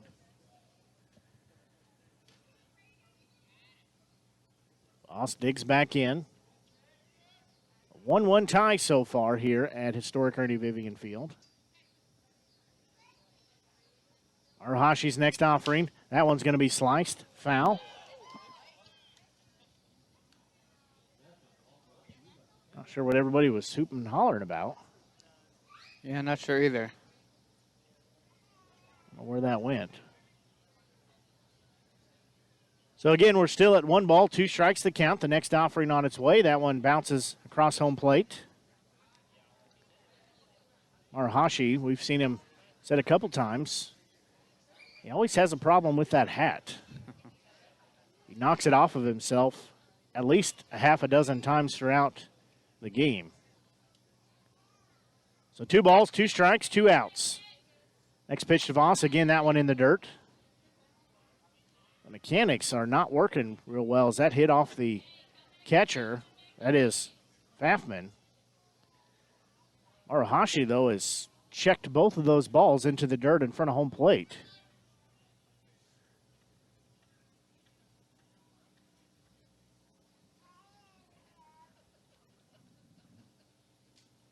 Home plate umpire is going to give him all the time he can. This will be pitch number 8 of the at-bat. We were at a 1-2 count. Now we're full at 3 balls and 2 strikes. Maruhashi will look in. Voss will dig in.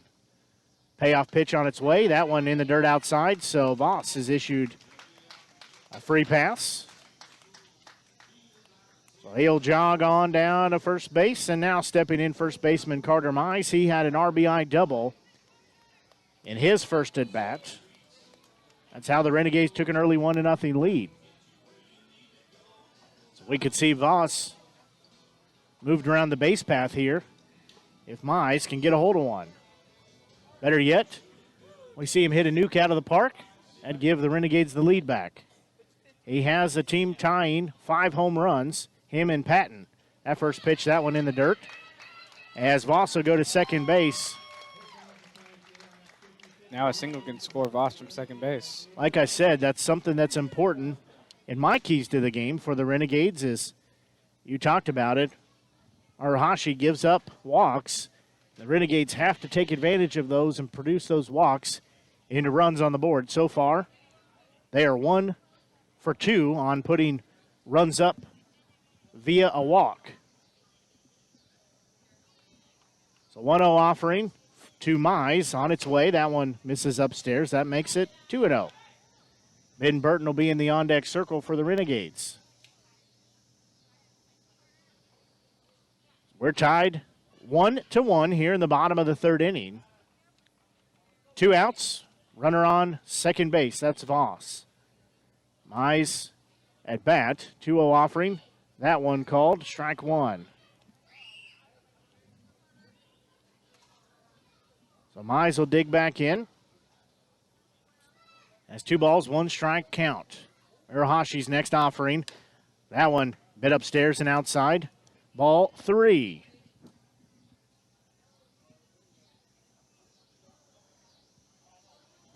Mize heading the count, 3 balls, 1 strike. He'll step back in the left-handed batter's box.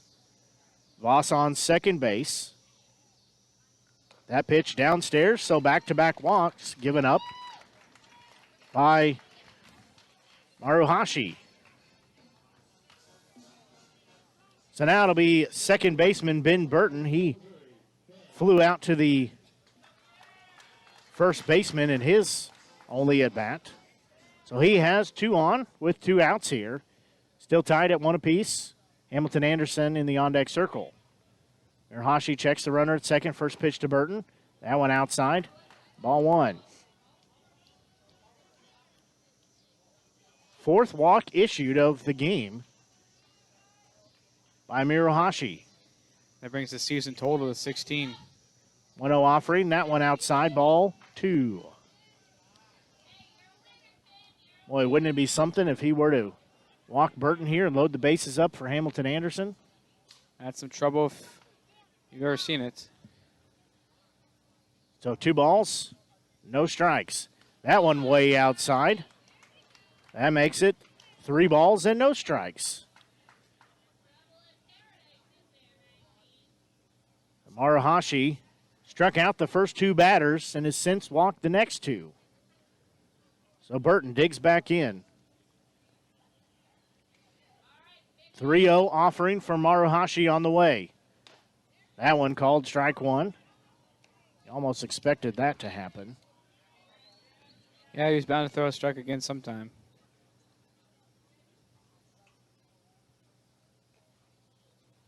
Three-one offering. That one's going to be fouled back. So we'll go full, 3 balls and 2 strikes. Denoyer will come out and retrieve that ball that was hit into the net. So Burton will dig back in from the right-handed batter's box. He has Voss on second, Mize on first. Payoff pitch on the way. That one will be fouled off, so we'll do it again. Runners going on these pitches. 2 outs. We're tied 1-1. Burton staying alive. Like you said, runners were going with the pitch. Got to see that carousel most likely in motion here as well. Payoff pitch. That one on the inside. Let me try that again. Misses the inside part of the plate, so walk number 5 issued. Had so many walks here, lost track, had to think about it. So now it'll be Hamilton Anderson. He took a walk his last at bat. So 2 strikeouts to lead off the inning, followed by 3 walks. Hamilton Anderson has 4 home runs this season. Be a good time to see number 5. That would time for a team lead with Patton and Mize. First pitch to him, upstairs outside, ball 1. Base hit wouldn't hurt either. Base hit would probably score 2 runs. Give the Renegades a 2-run lead. I agree. I would settle for a ball in play somewhere, particularly in the corners, or the long ball over the fence somewhere in the outfield. And Hamilton Anderson stepping in. He's hitting second on the team with a .314. Has 37 hits. He's 1 behind Mize at 38. He does have 6 doubles, 4 home runs. That puts him second on the team with home runs. 22 RBIs. That's tied for a team lead. 20 walks he has been issued. That pitch upstairs makes it 2 balls, no strikes. We'll see if Marahashi will force a run via a walk. It'd be a terrible thing if he were to do so. 2 balls, no strikes to count. That pitch upstairs outside, ball 3.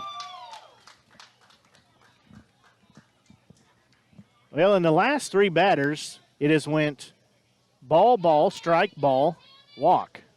Ball, ball, ball, strike, strike, strike, walk. That one down central. For strike 1. This at bat, it's been ball, ball, ball, strike.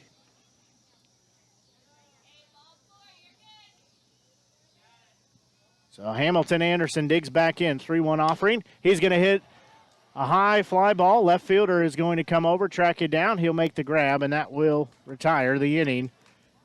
So the bases were left loaded. Renegades unable to score any runs, so we're still tied at 1 apiece. We'll go to the top of the 4th inning as we're tied 1-1. You're listening to exclusive coverage of Renegades baseball here on the Show Me Sports Network. As a former veteran, for 2 years I tried to get my disability and nothing worked. Then I called Wes Swinigan, and he got the results that I really needed. I hear stories like this all the time where people are overwhelmed with the system. As a former Social Security attorney, I will help you get the benefits that you deserve. Russ Swanigan lives and works in mid-Missouri, and he's here to help you. The help you deserve for the benefits you've earned. The law offices of Russ Swanigan.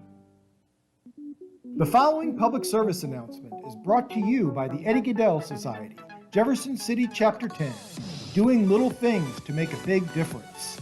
Want to make a big difference in your community? Be kind to others, drive safely, and put litter in its proper place. Join us in celebrating Eddie Gaedel's historic Major League appearance as a member of the St. Louis Browns by doing something nice for someone today. Take a walk, Eddie. Go to the top of the 4th inning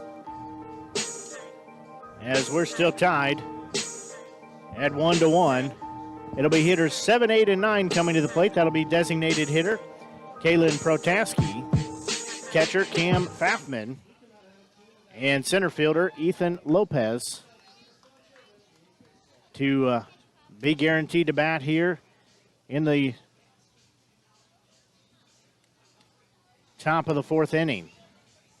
Well, last inning, Renegades were unable to do what we were hoping they would do. They took advantage and got some walks. They had 3 straight walks, but they did not score any runs on those. That's a big blow, and hopefully that's not a key play to the game.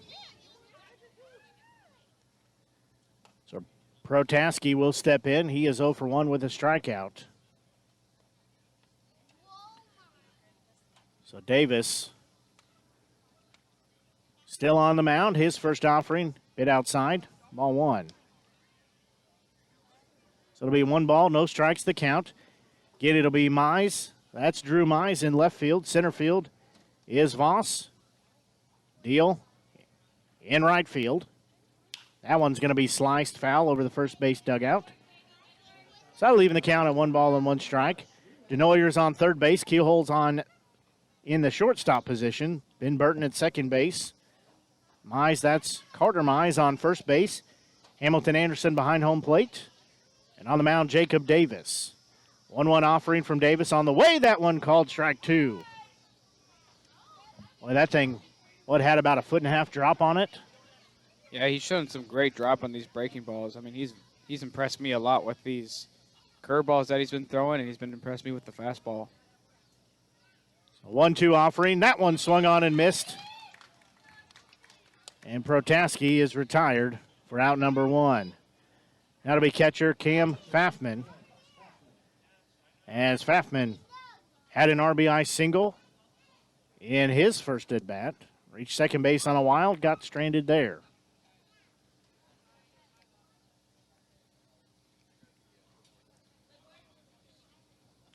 And taking a look at the Mink League scoreboard, the Des Moines Peak Prospects hosting the St. Joseph Mustangs in doubleheader action. Don't have a score on that game. The first pitch, that was inside, ball 1. And the Clarinda A's now lead 9-1 at Chillicothe. They're playing the Mudcats. That is just the top of the fourth inning at Schaefer Park, so that one might be headed to be done early. Here in the top of the fourth inning, it's tied 1-1. 1 ball, no strike count. Davis's next offering on the way. It swung on and missed. That evens it at 1 ball and 2 strikes. Davis missed the glove on that throwback from Anderson. So 1 ball, 1 strike count. 1 out in the top of the fourth. That one's going to be a well-hit ball, sliced into right field. Deal coming over. He'll make the grab for out number 2. Davis looking for his second 1-2-3 inning. Had a 1-2-3 inning in the first inning. That was unconventional. He had out number 1 with a 6-3 put out. Gave up a double to the second batter, but then picked him off on second base and then a strikeout for the third batter of the game. Center fielder Ethan Lopez will step in. He walked his last time at bat. He's going to hit a hard hit ball. Center fielder in Voss going back on it. He'll make the over-the-shoulder grab for out number 3. And 3 up and 3 down. So we'll go to the bottom of the fourth inning as the Renegades trying to get the lead back as they had an early 1-0 lead. The Outlaws tied it up, though, in the next frame, and we're still tied at 1-1. We'll pause here. You're listening to exclusive coverage, Renegades Baseball, here on the Show Me Sports Network. Perfect, right? Actually, we were thinking of Rome. I know an agent there. Look at this view. This place is unbelievable. It's beautiful. We've been looking at Jamaica. I know an agent there. Welcome to Jamaica. We love it. But we're thinking about Tokyo. I know a guy. You know an agent too. That's Kathy Rush at RE/MAX Jefferson City. Call her today at 573-761-3405. Haven't seen an Avon brochure in quite some time and running out of some of your favorite makeup, fragrances, or skincare products? No need to worry. Avon representative Michelle Carty has got you covered. Michelle can consult with you on the newest line of products, as well as get those that have become your must-haves. You now have the opportunity to shop online 24/7 from the comfort of your own home and have your order shipped directly to your front door. To see how Michelle can help you out, find her on Facebook by searching Avon Carty. Live beautifully with Avon.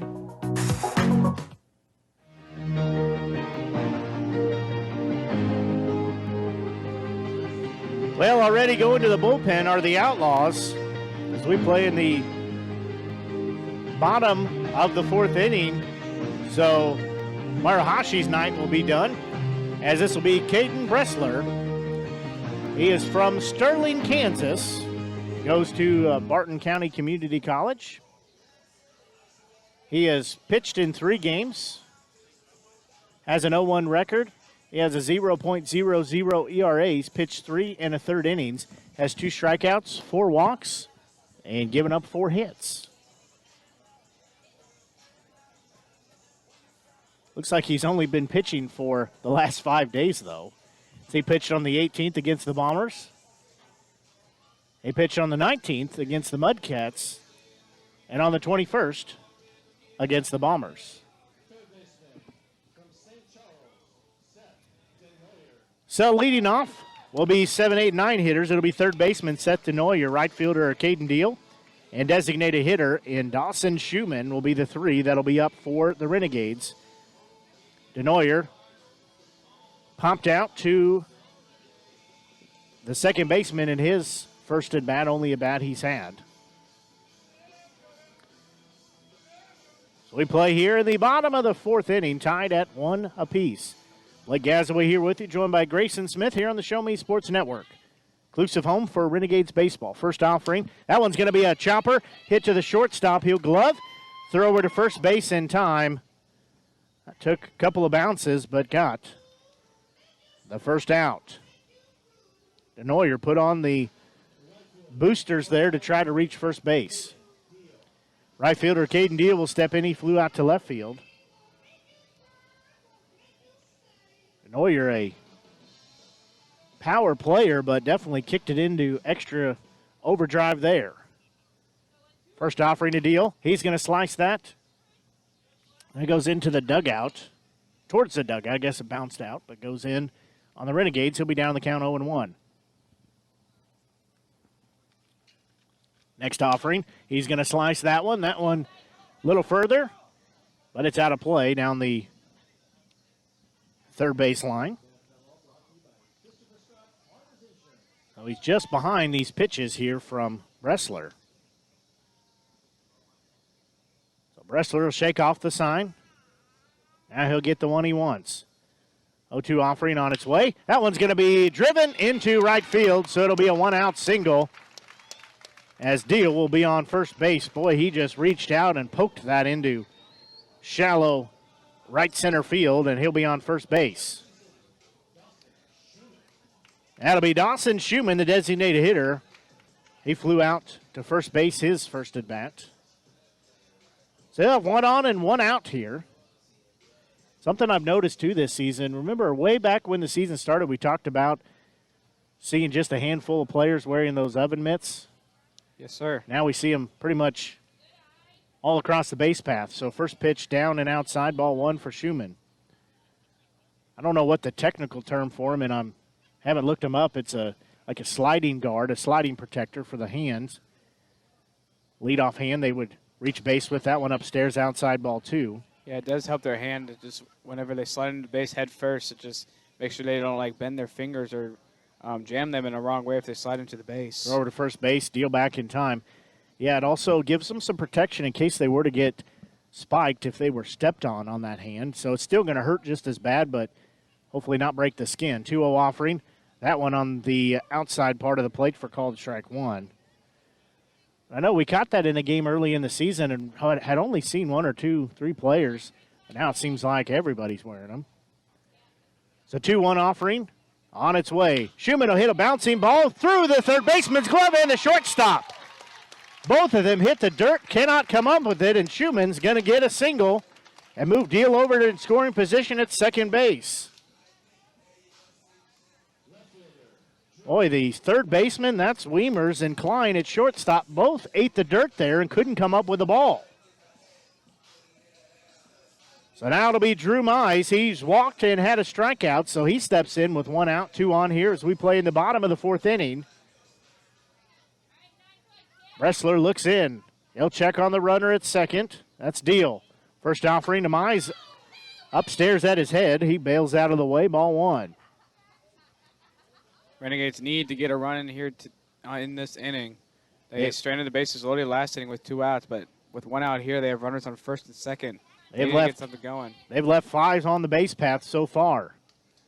Deal will get a little antsy out there at second. Next pitch, that one upstairs and inside. That makes it 2 balls and no strikes as Bressler down in the count at 2 balls and no strikes. 5 also left on the base path for the Outlaws. We're tied at 1 apiece here as we play in the bottom of the 4th inning. 2-0 offering on the way. That one caught the outside part of the plate for called strike 1. So 2 balls, 1 strike to count. Again, Deal on second, Schumann on first. Mize at the plate. That's Drew. 2-1 offering. That's going to be a bouncing ball. It's going to go to the shortstop. He'll throw to first for 1. And they'll say out at first. I couldn't tell who was there first, if it was the ball or the runner. But they are going to, home plate umpire says, go ahead and go to the dugout. So that ends the potential rally for the Renegades. So we'll go to the 5th inning as you're listening to exclusive coverage Renegades baseball here on the Show Me Sports Network.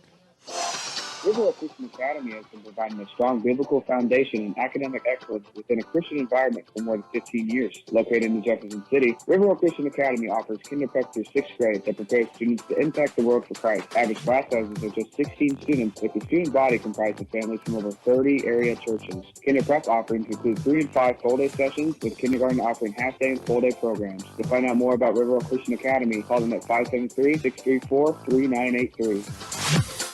Attention class of 2021. It's time to think about your future.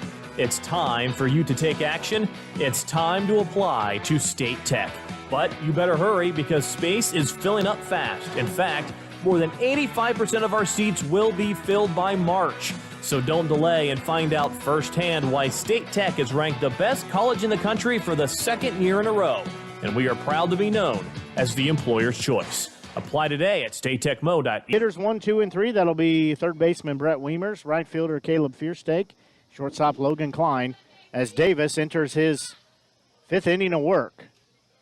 First pitch in there called strike 1. Davis trying to help out the Renegades pitching squad and go as far in the game as he can. That one is going to be singled into right field. So that'll be a leadoff single. Now it'll be right fielder Caleb Fierstein.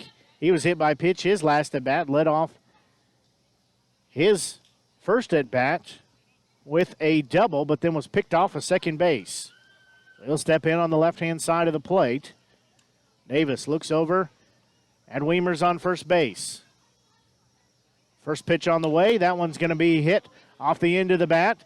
Keyholes and Burton both coming in. Keyholes will call off Burton to make the grab for out number 1. That wasn't pretty, but it I was going to say, worked. that could have been scary. So now it'll be shortstop Logan Klein. He was a strikeout victim his first at-bat. Flew out to center field in his second at-bat, so he's 0 for 2. I kind of just hit into that no man's land right there out behind home plate. Behind the pitching mound and in front of second base.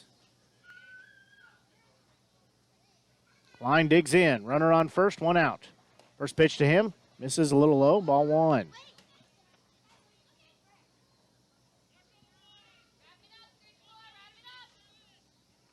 So Davis looks in, nods his head, gets the sign.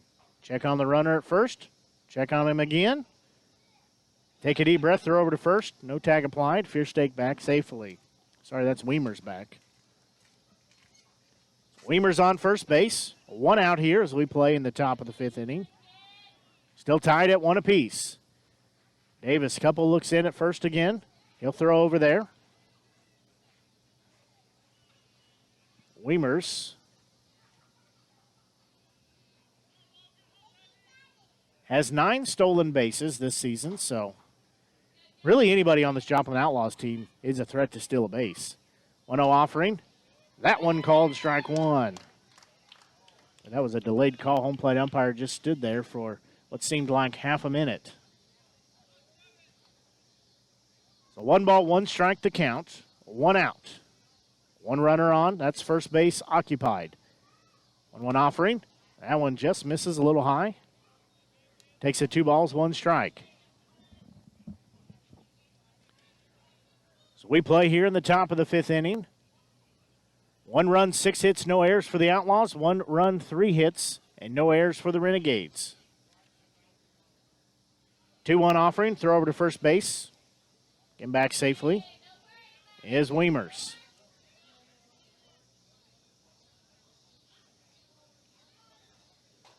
So Davis again will look in.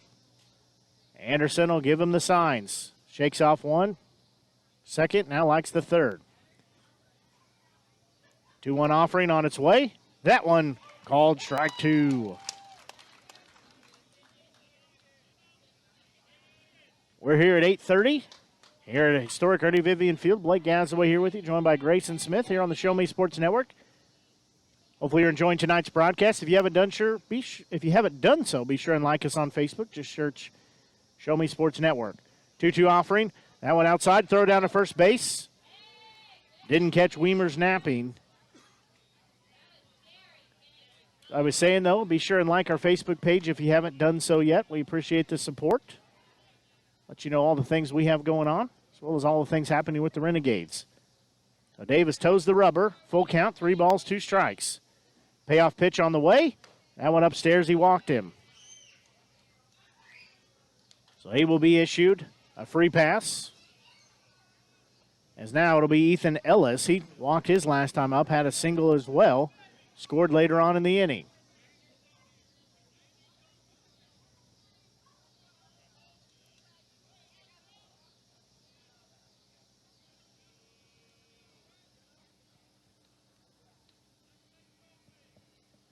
Davis looks in. He'll check the runner at second. Second look in there. Long look at home, now back to second. First offering. That one in there, called strike 1. That was a pretty pitch. That was a beauty to watch. Weimers will be on second.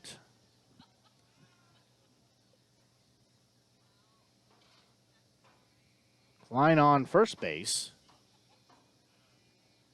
That one's going to be a well-hit ball into left field, and they're going to send the runner home, so we could have a play at the plate. Ball's not going to get there. It's going to be cut off. And so the Outlaws will take a 2-1 lead as Weimers comes all the way around and scores. Now first baseman Jared Toller will come in.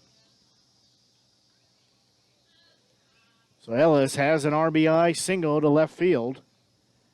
First baseman Jared Toller will step in. Renegades trail 2-1 right now.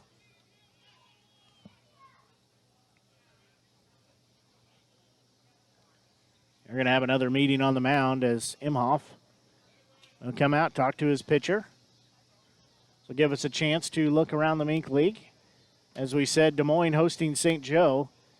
Don't have a score in either one of those games. That's doubleheader action at Memorial Park Ball Field in Des Moines.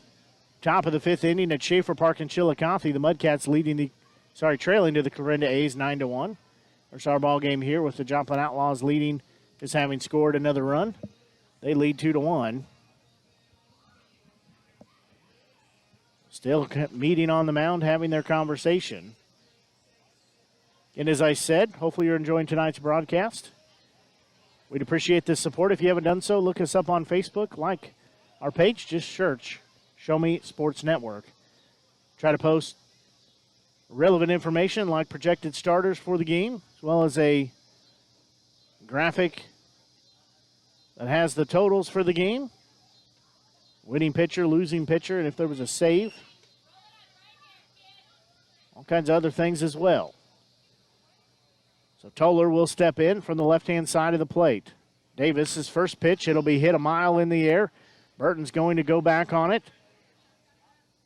Coming in is Deal from right field, and he will make it for out number 2.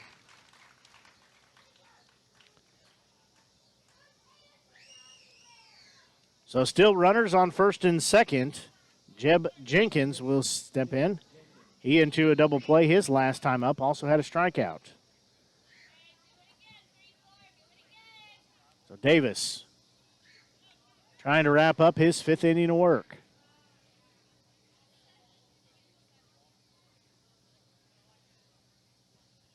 He'll check the runner at second. Check a second time. First offering, that one in the dirt. Hamilton Anderson stabs it out of the air. That was a great scoop by Anderson. So that makes it 1 ball and no strikes.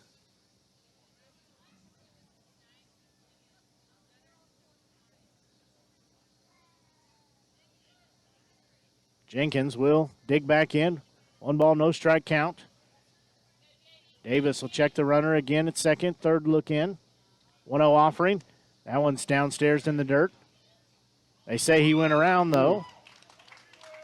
That's 1 ball, 1 strike. Very similar to the call from earlier that went against the Renegades. So 1 ball, 1 strike count. Next offering to Jenkins will be forthcoming. That one in there for called strike 2. So 1 ball, 2 strikes, 2 outs here as the Outlaws lead 2-1 as we play in the top of the 5th inning. So Jenkins again digging back in. Davis takes a deep breath, looks at first. Now he looks over to second. 1-2 offering. That one's going to be a well-hit ball. And making the grab is center fielder in Brady Voss. What a catch. As he comes out of nowhere to steal what would have been a 2 RBI double from Jenkins. That is an ESPN gem right there. He came out of nowhere, laid out for it, and is rewarded with the ball in his glove. That might be one of the best plays of the season so far. So we're going to go to the bottom of the 5th inning. Renegades trail 2-1. We'll pause and be back. You're listening to exclusive coverage, Renegades Baseball, here on the Show Me Sports Network. At Centurion Cares, for more than 3 decades, their focus has been on exceeding customer expectations for contact center software solutions for forward-thinking businesses. Their innovative communication solutions include utility interactive voice response software that allows for smart communication features that let your utility deliver superior customer service 24/7. They also provide other streamlined services like automatic call distribution, predictive dialer, outbound call notifications, cloud services, automated customer callback, reporting, and quality assurance. Your customers will have access to information they need quickly and accurately. Most importantly, this allows customers to interact with your business on their terms at times that are convenient for them. To find out more about how Centurion Cares can help your business, call them at 727-421-5300 or look them up online at centurioncares.com. Centurion Cares, innovative communication solutions.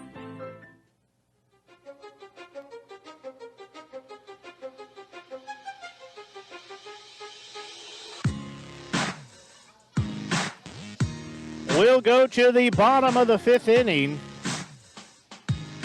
Renegades trail 2-1 as they'll send hitters 2, 3, and 4. That'll be shortstop Joseph Keyholes, center fielder Brady Voss, first baseman Carter Mize. Keyholes is 0 for 2, had a strikeout. His last time up also flew out to right field. Wrestler's first offering, he's going to line that, and it's going to go foul. Ooh. That. We need replay right there. I don't think that was a foul ball. I think that was over the bag. I think that was clearly over the bag.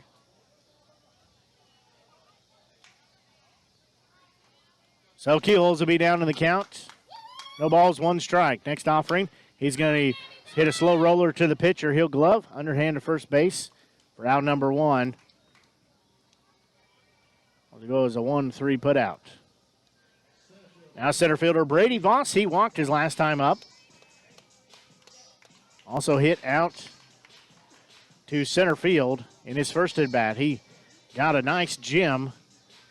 The last inning, he had a great 3-out grab He came out of nowhere. First pitch to him, called strike one. I agree with what you said, Grayson. That might be the best play we've seen so far this season. That was pretty incredible. I didn't think he had a shot at catching that. That pitch called strike two. Voss down in the count, no balls, 2 strikes. 1 out here as we play in the bottom of the 5th inning. That one in the dirt. That makes it 1 ball and 2 strikes. 1 out here. Outlaws lead 2-1. And this is an important game for the Renegades if they win. They also have to win tomorrow. And they would get to have a home playoff game, first in franchise history. If not, we play at Joplin. And that one's going to be hit into left field as Voss just taps it into the left field grass, and he will have a 1-out single. I am real surprised he had enough wood to put that in the left field, and he just kind of just stuck his bat out there, and it was like right off the complete end of the bat. Yeah, it didn't make much of a sound. So now first baseman Carter Mize will step in. He's 1 for 1 tonight with an RBI double. Also had a walk his last at bat. So he has a chance to tie it or take the lead. Voss on first. He'll show bunt, take it back. They called strike one. We play here in the bottom of the 5th inning. Throw over to first base. Back safely was Voss. That was a snap throw, and that was awful close. So Mize digs back in, down in the count. No balls, 1 strike. Again, throw over to first base. No tag applied. Voss back safely. Voss will dust himself off again. Another one. So 3 pitches in a row have gone over to first base in a pickoff attempt. Wrestler looks in. 0-1 offering. Mize will foul that one back. He'll be down in the count 0-2.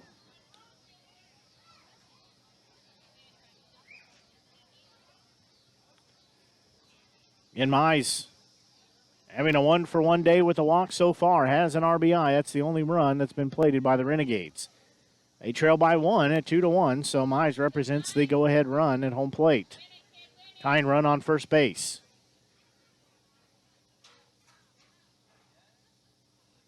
Wrestler shakes his head the 3rd time, 4th time.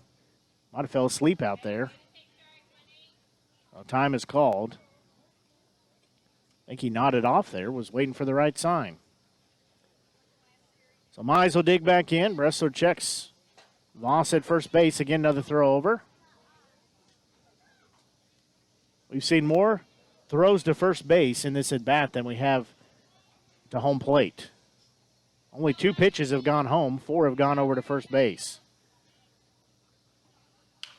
Mize will foul that one down the first base line. Nice catch by head coach. Yeah, caught it in his hat. Dugout, yeah. Didn't drop the baby in the process, so. So still no balls, 2 strikes. Another throw over to first base. Lost back safely, so was that 5 now? I think you're correct. So we've had 3 pitches to home and 5 over to first base. So no balls, 2 strikes, 1 out. Renegades trail 2-1 here in the bottom of the 5th inning. 0-2 offering that one in the dirt. Now Voss will be able to go to second base as catcher cannot gather the ball to throw down to first. So Voss will be standing on second base on the wild pitch. So he moves into scoring position. He again represents the tying run. Mize represents the go-ahead run. Mize will dig back in with 1 on and 1 out. 1-2 offering from Wrestler. Forthcoming. It's on its way. And Mize will hit a ground ball to the second baseman. He'll glove, throw to first for the only out. Only play, and that'll move Voss over to third base. So Mize is retired, but he moves the runner over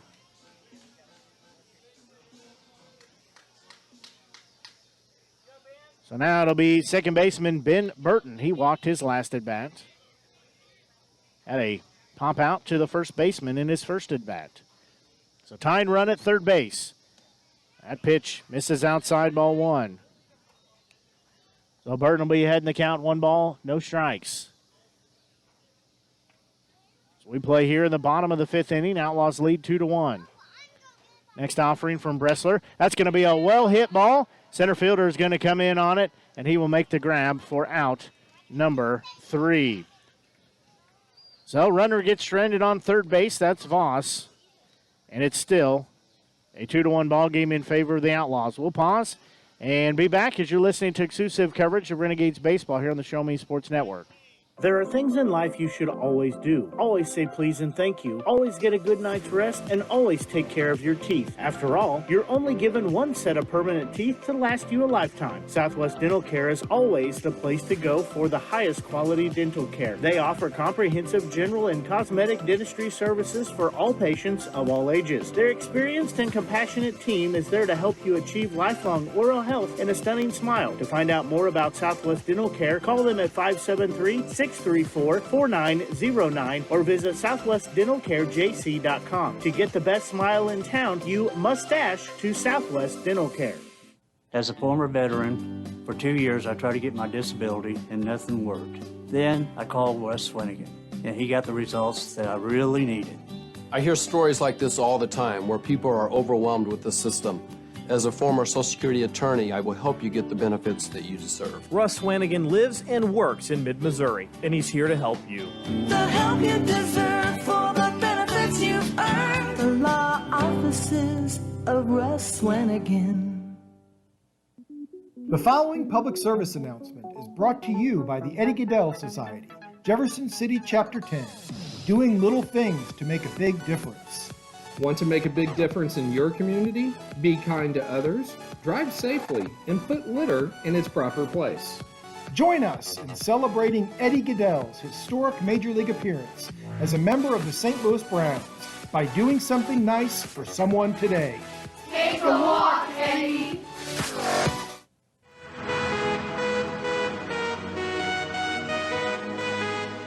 New pitcher in the ballgame for the Renegades, as it'll be Tony Newbeck from Hugo, Minnesota, freshman at University of Missouri, 6'2", 210-pounder left-handed pitcher.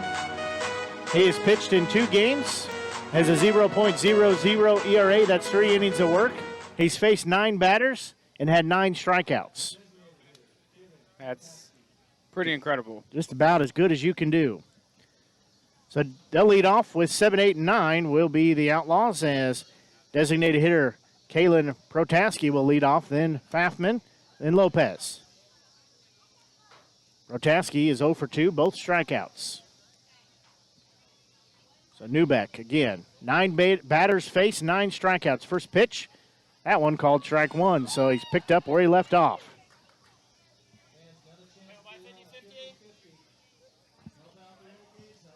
So Protaski will dig back in. Newbeck gets the sign. 0-1 offering. That one swung on and missed for strike 2. He is making a case for himself to be the Mink League Pitcher of the Week.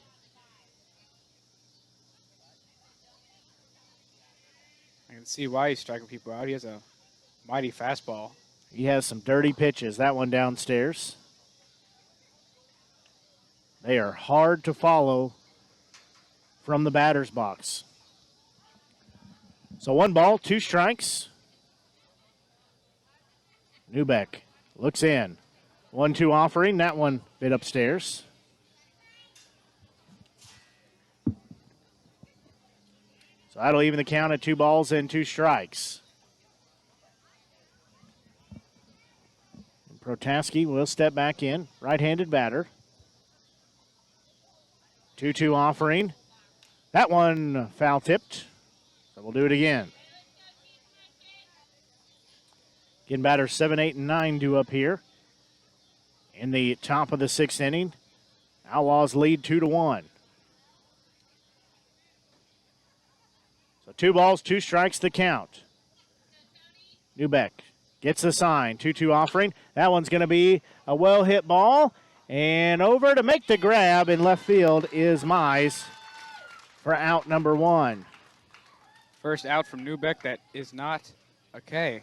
10 batters faced, 9 strikeouts, 1 retired with a fly ball to left field. Still, that is a pretty good line for a pitcher. Absolutely. I'd settle for half that if I was out there.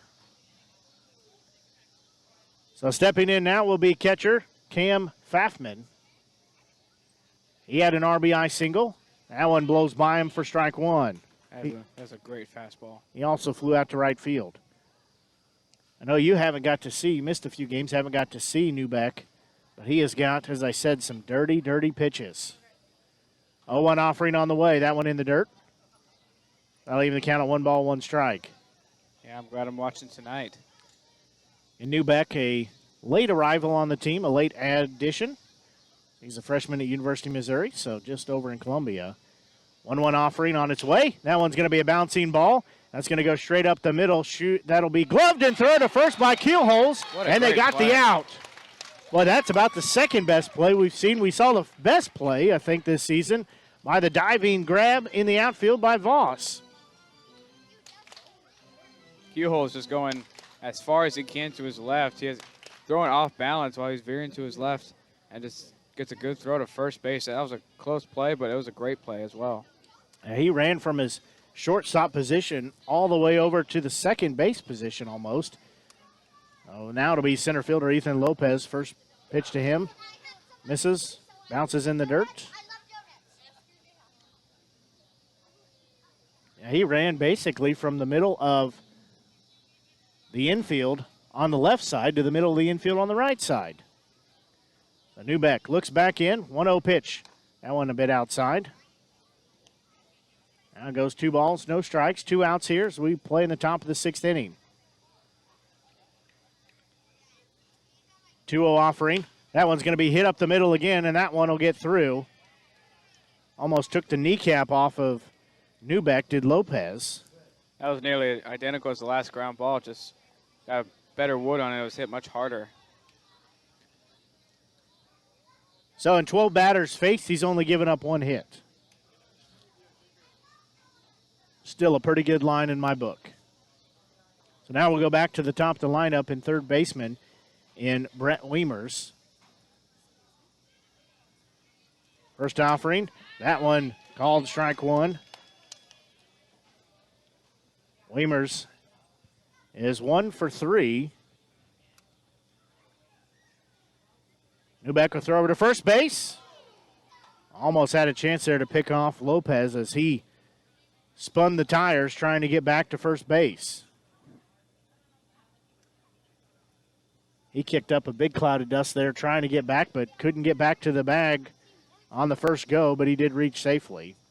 So Newbeck will step off, take a moment to gather himself. He'll toe the rubber again.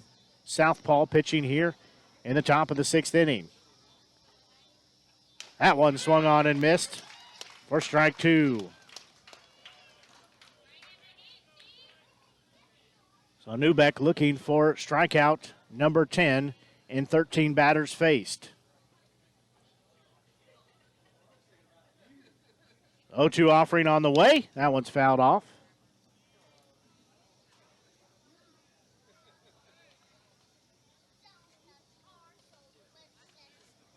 So it'll be no balls, 2 strikes. Newbeck again checks the runner at first.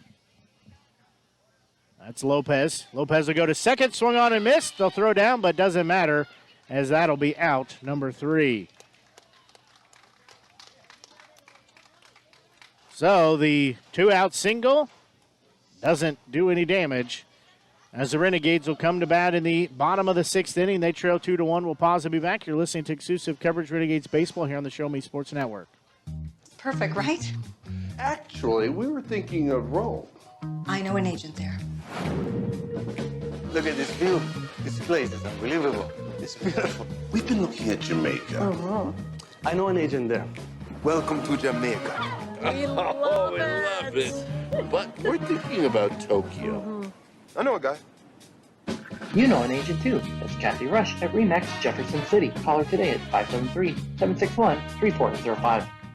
Haven't seen an Avon brochure in quite some time and running out of some of your favorite makeup, fragrances, or skincare products? No need to worry. Avon representative Michelle Carty has got you covered. Michelle can consult with you on the newest line of products, as well as get those that have become your must-haves. You now have the opportunity to shop online 24/7 from the comfort of your own home and have your order shipped directly to your front door. To see how Michelle can help you out, find her on Facebook by searching Avon Carty. Live beautifully with Avon.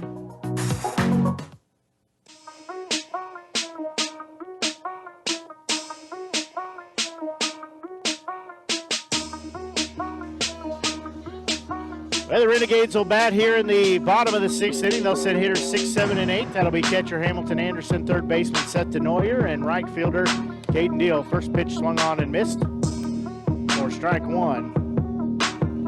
Bressler still on the mound. He enters his third inning of work. A 1 offering. That one's going to be in there for called strike two. Anderson is thinking hard about that, swinging at that pitch, but he laid off of it. So 0-2 offering on its way. That one's fouled straight back. So we'll still stay at no balls and 2 strikes. Then DeNoyer in the on-deck circle, then right fielder Caden Deal. 0-2 offering from Bressler on the way. That one outside. That takes it 1 ball, 2 strikes. So we're nearing 9 o'clock here at historic Ernie Vivian Field. Blake Gazaway here with you, joined by Grayson Smith on the Show Me Sports Network. 1-2 offering. That one misses just inside by millimeters.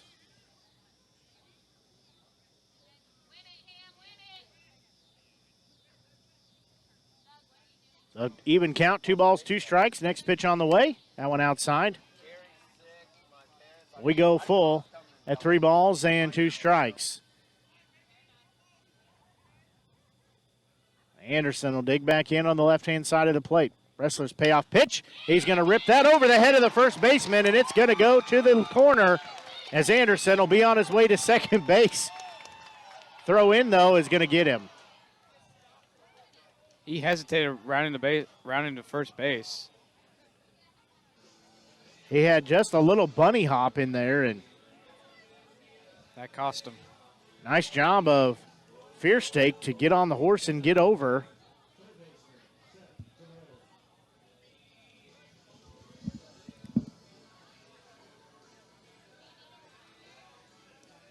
So that goes as a 9-4 putout. So DeNoyer will come to bat now with 1 out. He's 0 for 2 tonight. First offering to him. That one in there, strike 1. You said it wasn't much of a hesitation, but just a little bunny hop in there took the momentum out of Anderson rounding first base. Neuer's going to take that one for ball 1. You can't discredit that throw from right field, though. That was a on-the-money throw to second base. Got him by a mile. So DeNoyer will be even in the count at 1 ball and 1 strike. That's going to be a chopper hit to the third baseman. He'll glove it, throw over to first base, and get the 5-3 putout for out number 2. The right fielder, Caden Deal, will step in now. He had a single his last time up. Deal will take the first one low and inside for ball 1.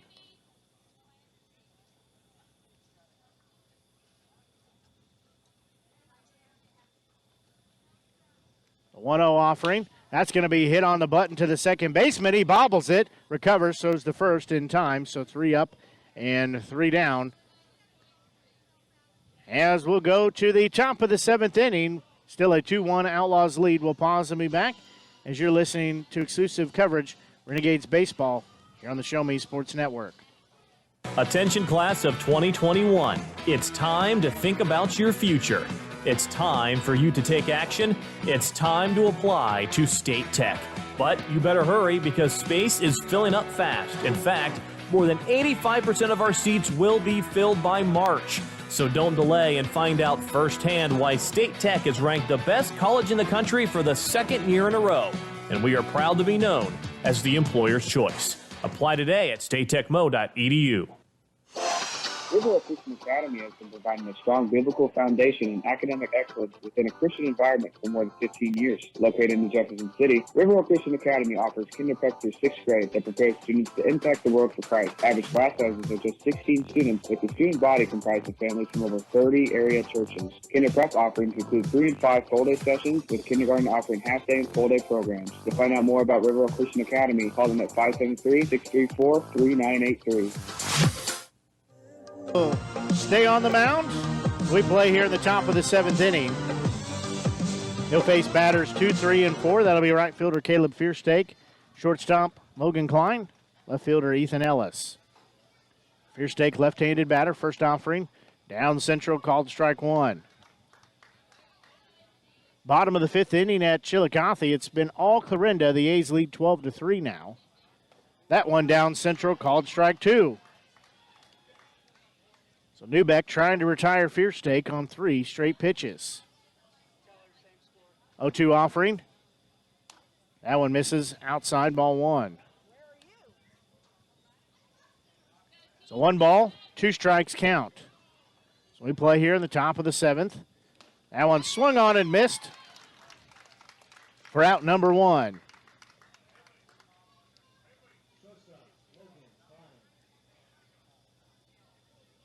That is 11 strikeouts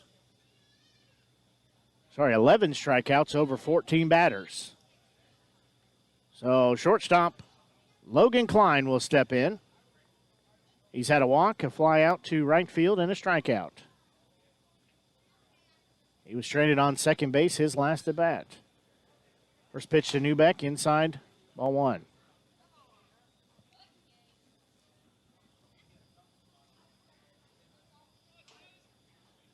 So 1 ball, no strike count. Next pitch from Newbeck. That one just misses inside for ball 2.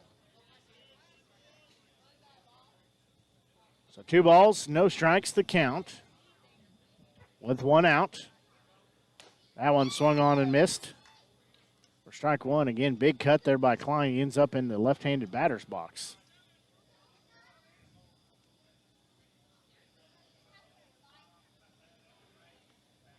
Klein digs back in. 2 balls, 1 strike count. Newbeck's next offering, down central, called strike 2.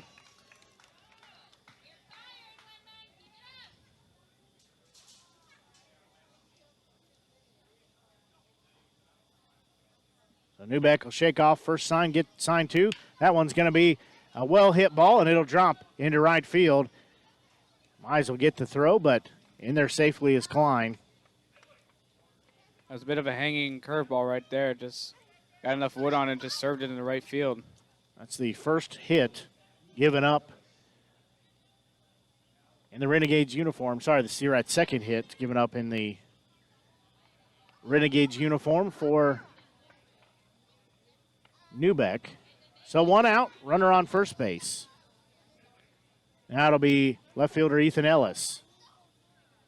Newbeck will look over at first base, throw over there. They say runner is back safely. That's Klein, but not by much. Not much at all. That's a real good move that Newbeck has. Of course, being a southpaw, it's a little easier for him to disguise that, but that's a real smooth move to throw over to first base. First offering, that one a bit high to Ellis, ball 1.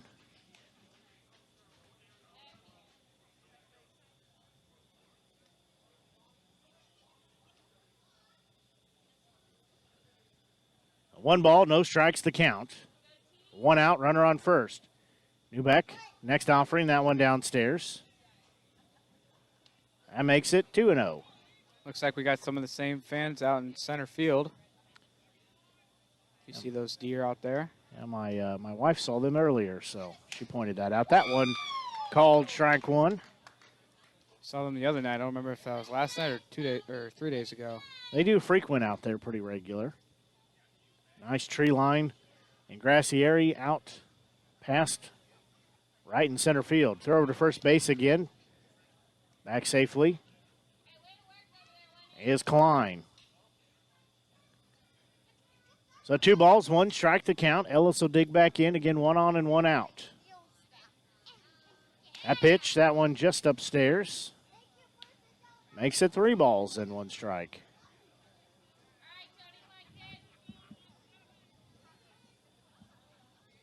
So Newbeck will look in. He'll check the runner on first. Get another throw over. No tag applied. Klein back safely.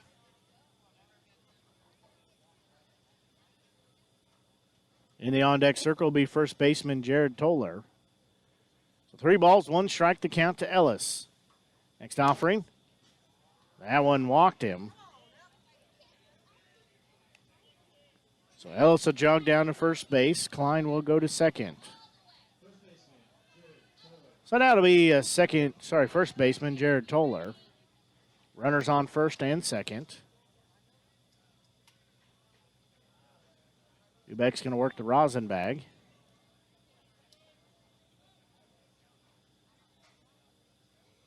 Toller has a 2-for-3 night with 2 singles and a stolen base. He's a left-handed batter. Newbeck will check on the runners. First offering to him, called strike 1. Klein on second base, Ellis on first base.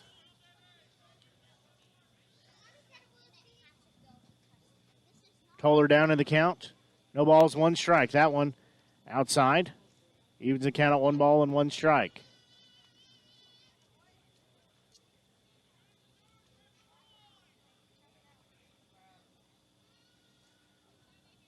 So 1-1 offering will be forthcoming from Newbeck.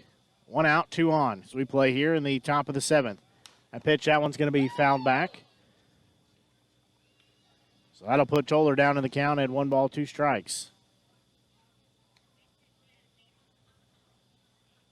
That one rocketed into the concrete barrier over to our left.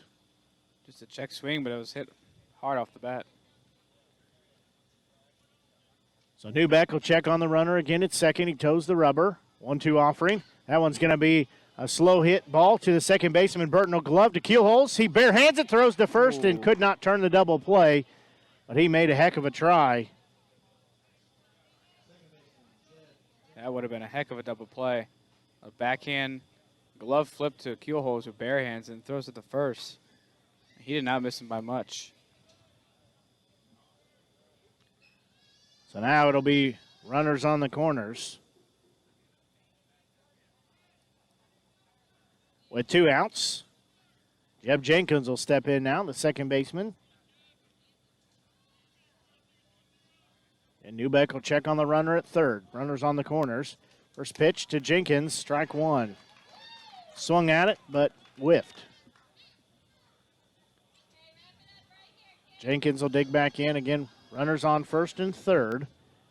Outlaws lead 2-1. 2 outs here in the top of the 7th. 0-1 offering that one downstairs. That evens the count, 1 ball, 1 strike. It's definitely cooled off since we started the game, but it is still a hot evening here at the ballpark. It's very muggy.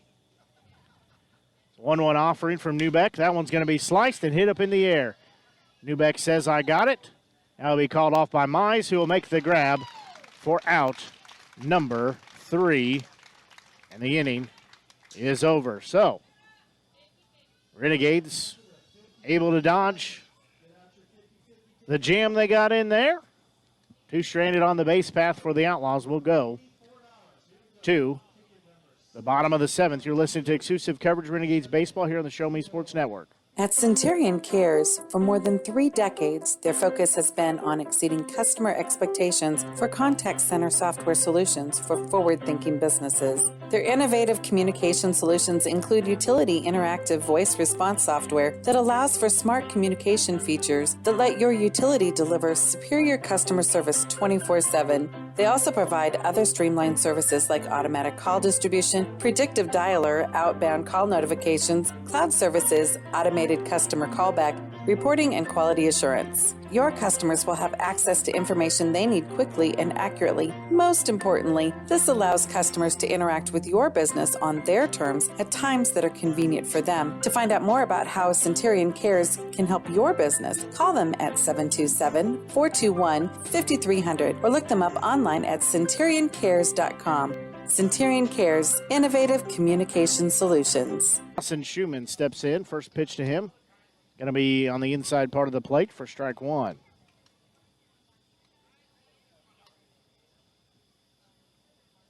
Only 4 hits for the Renegades. That one called strike 2. No balls, 2 strikes. 9 hits for the Outlaws, and Schumann chases one out of the zone there for strikeout number 1. So now back to the top of the lineup, in left fielder Drew Mize, and shortstop Joseph Keyholes will be due up next. Mize hit into a double play his last at bat, had a strikeout, took a walk to lead off the game in the bottom half of the first inning, lead off the frame for the Renegades. Wrestler shakes off a couple signs, first offering. That one misses, ball 1. Renegades trail 2-1. That one's going to be fouled out of play. So I'll even the count at 1 ball and 1 strike.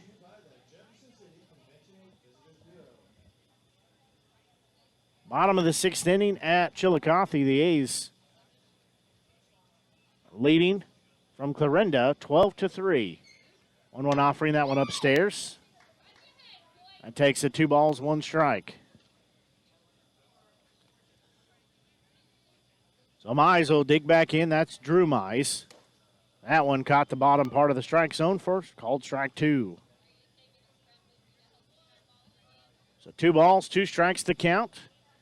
1 out here in the bottom of the 7th inning. 2-2 offering on the way, that one outside.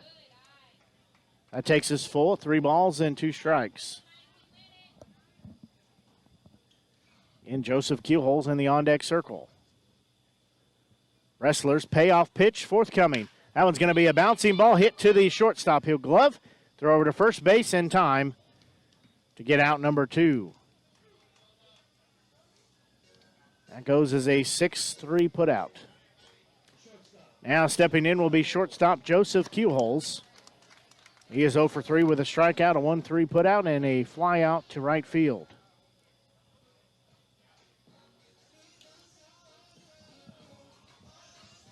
He steps in on the left-hand side of the plate.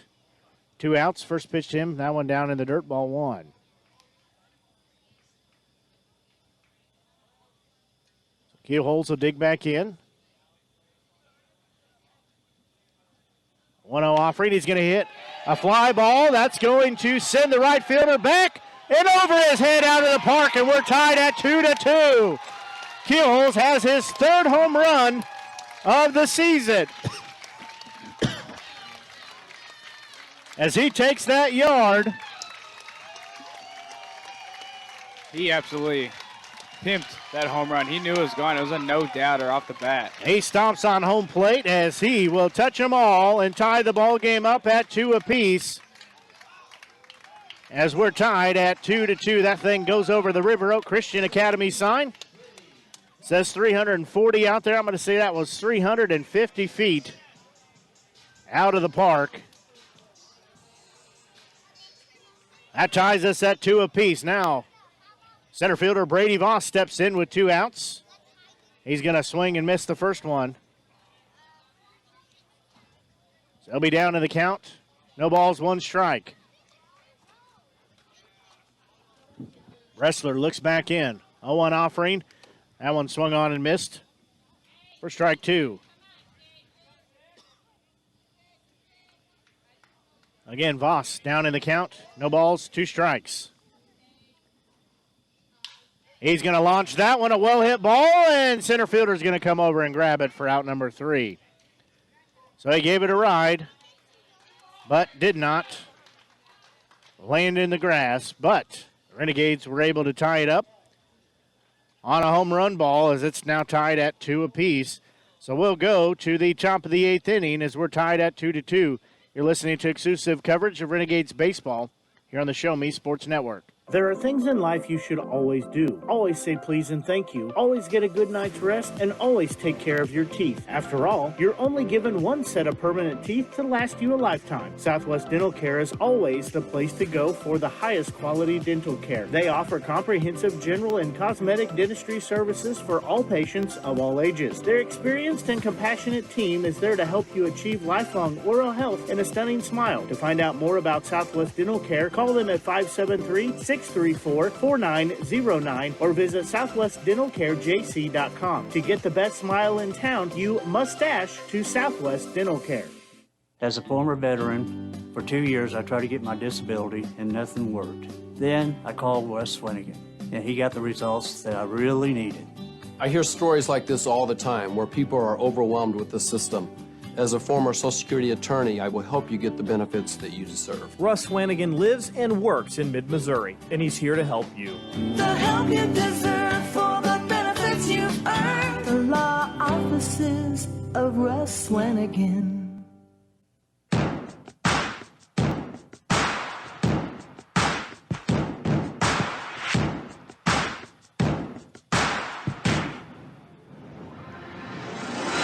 We'll go to the top of the 8th inning,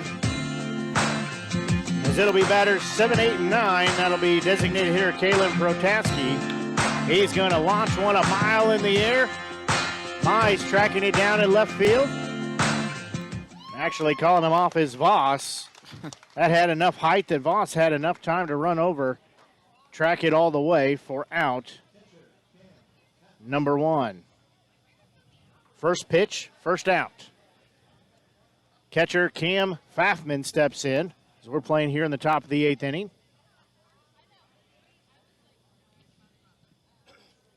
Again, Renegades have to win tonight and tomorrow night in order to have their first ever home playoff game. That pitch inside, ball 1. Would be the first for the franchise. They've had playoff games, but never at home.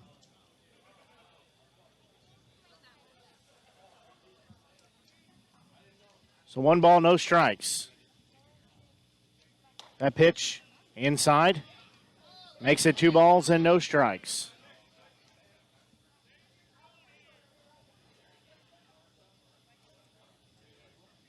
So Fafman will dig back in.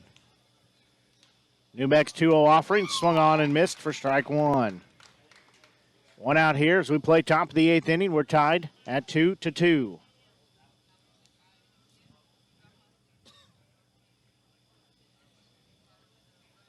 So 2 balls, 1 strike to count.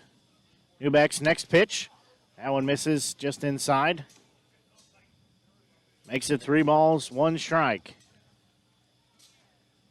Again, we're tied at 2 apiece after that last half inning. Joseph Keyholes sends it over the right field wall to tie it up at 2 apiece. With a monster home run, too. So Newbeck again will look in, 3-1 count. Next offering, that one's going to be sliced off the end of the bat. And it's going to go into center field for a 1-out single. So center fielder Ethan Lopez will step in now.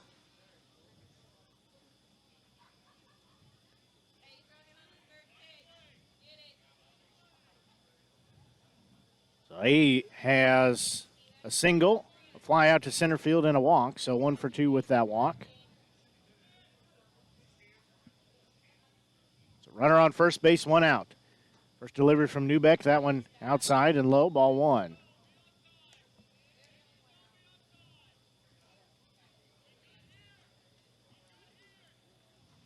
Lopez will dig back in. Again, we're tied at 2 apiece here in the top of the 8th.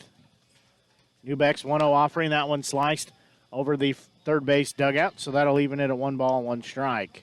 Newbeck throwing a lot of fastballs right now. He hasn't really gone to the curveball a lot.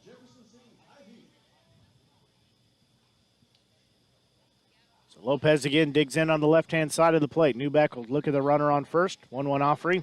Shows bunt, and it's foul. There he goes, throwing the curveball. So that fouled off towards catcher Hamilton Anderson. So it'll be 1 ball, 2 strikes now.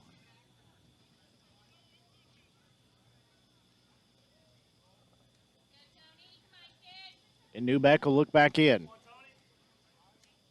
Fafman takes a relatively short lead on first. 1-2 offering, that one in the dirt. Anderson good to stop it. So that evens the count, 2 balls, 2 strikes.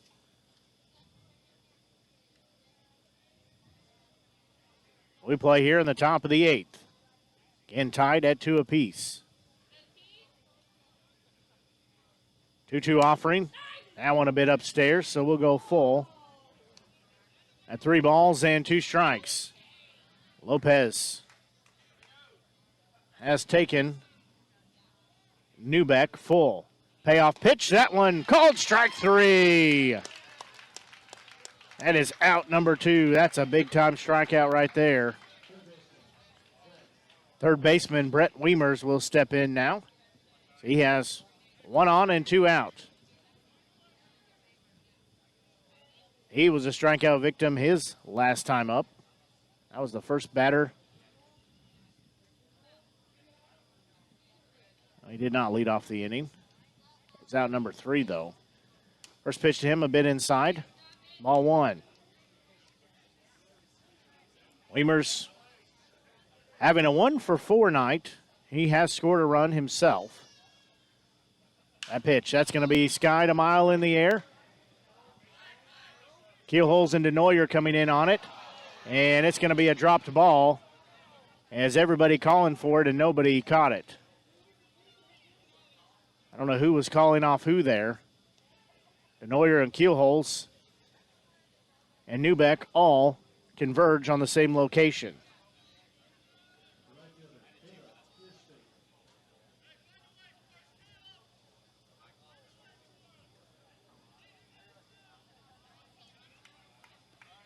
I don't know how you rule that.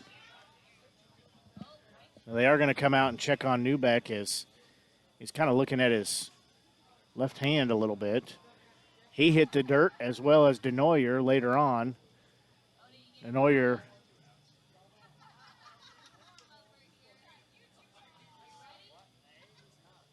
caught that ball after it bounced on the ground and slipped on the mound, and I think that is going to be the night for Newbeck. So Newbeck is going to leave the game. I don't know if he's got a cut or just jammed his finger there. Here's some sirens. I don't think they're headed to the ballpark here. I hope they're not. I hope not.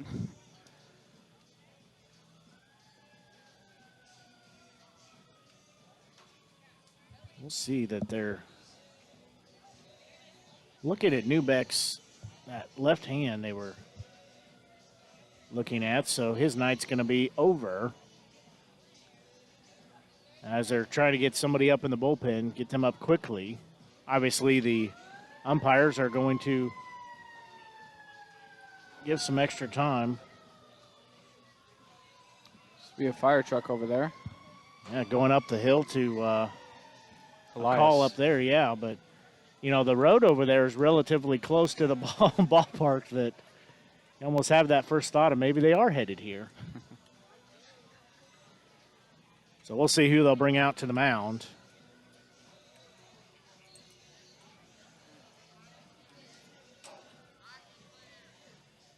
Well, they took Newbeck out to put Newbeck back in. Oh, he says he's fine, so we're going to trust Well, him. He knows himself better than anybody, so I think they just looks like they taped the taped the hand maybe, that right hand. Yeah, his right hand. Must have scratched it or cut it on something.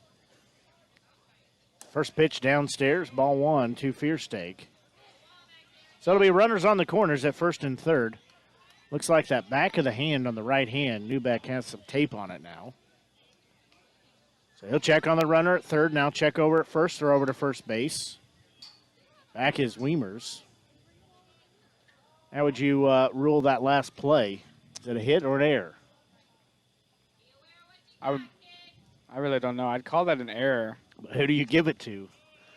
That one downstairs, ball 2. I agree. I think that is really without a doubt an error, but I don't know who you give it to. E1, an E5, or an E6. Saw Denoyer and swing and a miss for strike 1. Denoyer and Newbeck were the closest to the ball. Maybe it's an E165. I think I'd maybe call it an E1. It did. Only thing I'd say is I think it hit off his glove, so that'd be the only reason I'd give it an E1. So Newbeck looks in. 2 balls, 1 strike to count. And next pitch, that one called strike 2 on the outside part of the plate. He is looking to get out of the inning. Now you got 2s all across the board. 2 balls, 2 strikes, 2 outs, 2 runs each for each team. Two runners on as well. 2-2 pitch. Newbeck slips off the mound. That one a bit outside. So now we'll go full. Newbeck shows he's got some agility there as he went down very gracefully.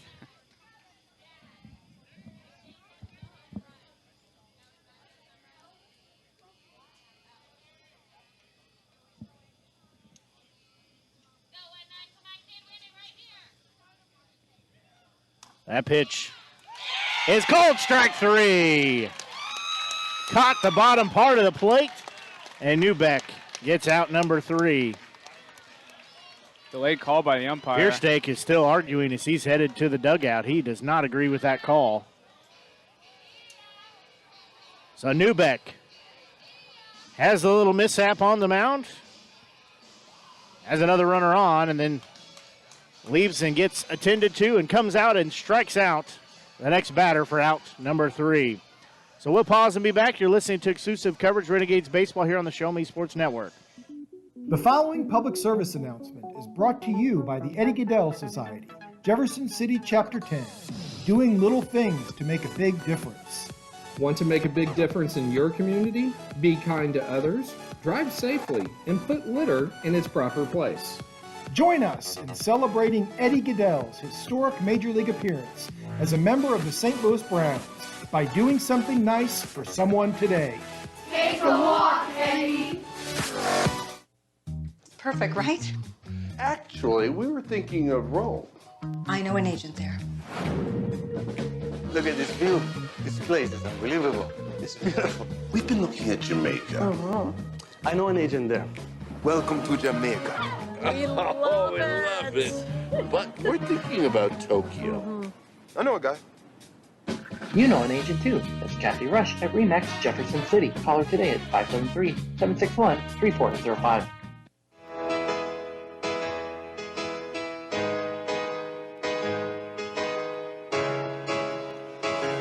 We go to the bottom of the 8th inning. Still tied at 2 apiece. We'll send hitters 4, 5, and 6 to the plate for the Renegades. That'll be first baseman Carter Mize, second baseman Ben Burton, and catcher Hamilton Anderson. And right now, big thing, big task for the Renegades is they have to help themselves out here and find a way to put a few runs across home plate. Interesting to see the Outlaws still have their pitcher on the mound in Brenner. Even after giving up the home run, he's still in the ball game. As we're in the bottom of the 8th inning. Tying the ball game up by way of a 1-run homer was Joseph Keyholes, his 3rd in the last week. First pitch, that one downstairs inside to Mize for ball 1.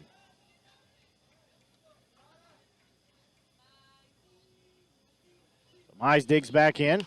He's going to hit that one to the opposite field, and it's going to be dropped in there for a single.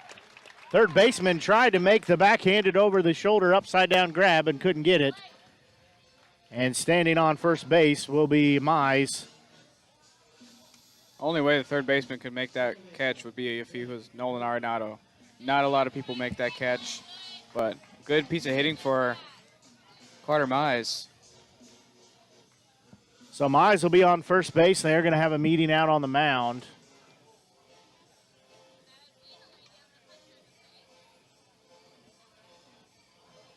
They're going to let this conversation go on for just a little bit.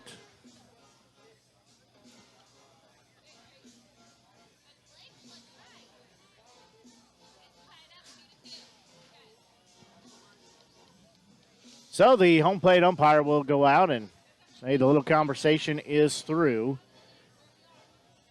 as the Renegades looking to rally here. In the bottom of the 8th inning, they have 2 runs on 7 hits. Should have an error in there. 2 runs, 11 hits, no errors for the Outlaws.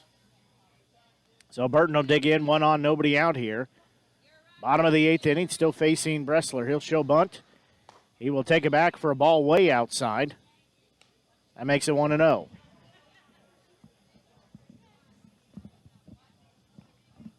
So Burton will step back in. His parents are enjoying the ball game tonight. I saw them and talked to them briefly before the game. He'll show bunt again. He'll take that one back and take strike 1. So it'll even the count at 1 ball and 1 strike. So he will step back in. And Mize on first base had a leadoff single. Burton trying to move him over. He'll lay down a bunt. Down the first base line. The pitcher falls down, and he's going to be safe. So he legs out the bunt. And now it'll be 2 on, nobody out for catcher Hamilton Anderson. That was most likely going to be a put out at first base, but pitcher falls down. He's pretty upset about it. Yeah, he tripped on the edge of the grass, and he ate it right there. And Burton's safe on first base. Mize moved over to second base, and we're going to have a pitching change, as we'll check to see who they bring out. What was the number on that? I think number 26. 28 or 6? 28.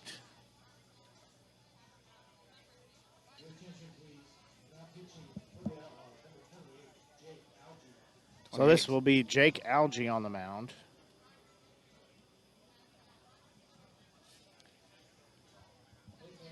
So Algie from Brooklyn, Arkansas. He's a right-handed pitcher, a sophomore at Arkansas State University. As he has pitched in 12 games, has 3 saves, has a 2.13 ERA. He's pitched in 12 2/3 innings. Home plate umpire goes out and tells the pitching coach to get to the dugout. He did have a pretty extended stay out there. He did. He was out there a while. So as I said, Algie having 12 2/3 innings worked, 12 strikeouts, 11 walks. He's given up 10 hits. He has faced the Renegades a couple times. Pitched 1 inning of work back on the 22nd of June. He gave up 1 hit, 1 walk, and 5 batters faced.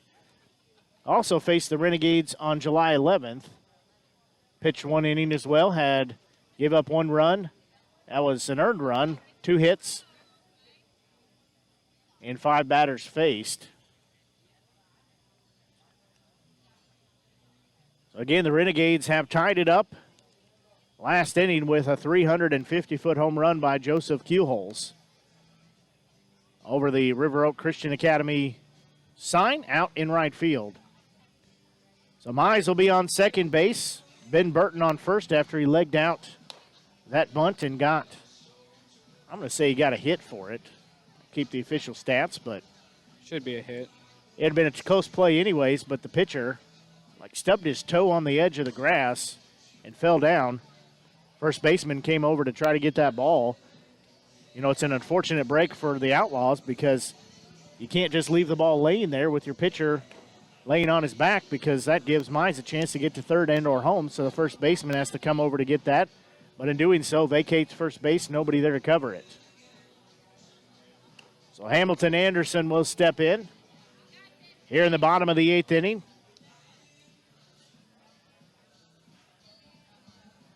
As he, in his last play, hit it into right field but got caught at second base. He just had a little bunny hop after he rounded first base but took the momentum out of it. But again, as you talked about, Grayson, that take nothing away from Fierstein because he threw a bullet to second base from the right field corner and got him out. So 2 on, nobody out here, tied 2 apiece. As Hamilton Anderson steps in on the left-hand side of the plate, he's facing new pitcher in Jake Algie. This could be the game right here. Renegades have left a lot of runners on base tonight. First pitch way outside, ball 1. Set to Neuer, third baseman will be in the on-deck circle. Looks like they're confused on pitches right there. Catcher did not expect a curveball. So there's some arguing coming from the Outlaws dugout. As head coach comes out and he said, all I got was I'm not arguing with you about something, but I'm not sure what he's arguing about. I don't think he's arguing about this pitch, possibly, because that was definitely way outside. I'm wondering if the umpire was not happy with another timeout call, as there's been a lot so far in this inning. That's what I'm thinking, too. And the pitching coach did spend about half an hour out there on the mound with the pitching change. Didn't catch. I need to work on my reading lips. I need to hear better, too. If I had better hearing, I could probably hear what they were saying. So catcher Hamilton Anderson digs back in, 1-0 count in his favor. Algie will check the runner at second. That's Mize. 1-0 offering. That one called strike 1. Ben Burton stands at first base. Mize at second. Nobody out here in the bottom of the 8th inning. Anderson even in the count at 1 ball, 1 strike. He'll dig back in on the left-hand side of the plate. Next pitch to him. He's going to hit a hard ball to center field. Going back on it as the center fielder. And he's going to not be able to grab it as that goes out of the park. And that is a 3-run home run for Hamilton Anderson over the center field fence. That thing goes 385 feet. And Hamilton Anderson is going to touch them all and give the Renegades a 5-2 lead. Looks like the center fielder out there might be injured. As the center fielder, yeah, he's still out there. As Hamilton Anderson gives the lead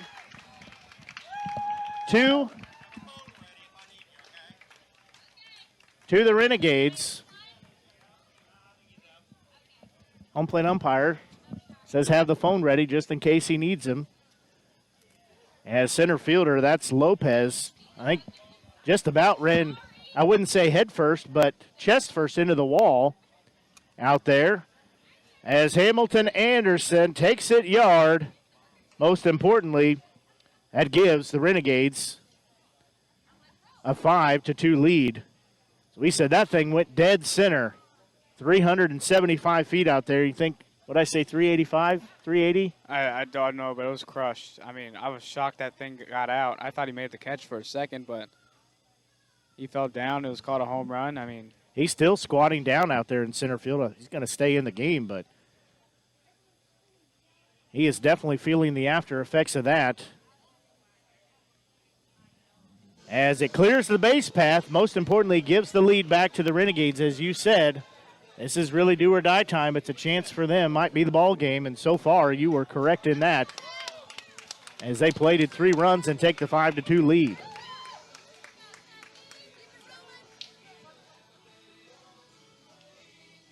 So third baseman Seth DeNoyer steps in.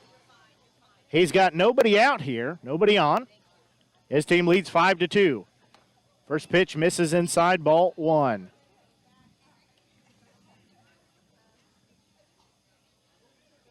Looks like, I'm going to have to say, too, I think I inspired Anderson, as I said, giving out the Athlete of the Week. That one swung on and missed, evens it at 1-1, but Hamilton Anderson got the Week 2 honors. I've just been so busy, didn't have a chance to give it out yet to him. So I gave out several before the game today, presented by the Show Me Sports Network. So I'm going to say that's where the inspiration came from on that home run. 1-1 offering. That one on the inside part of the plate for strike 2.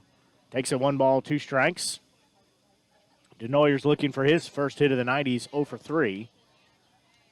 I got to say, I don't care where the inspiration comes from. I'm just ecstatic that he got that home run. DeNoyer rips that one into the netting over the third base line, so we'll stay at 1 ball and 2 strikes.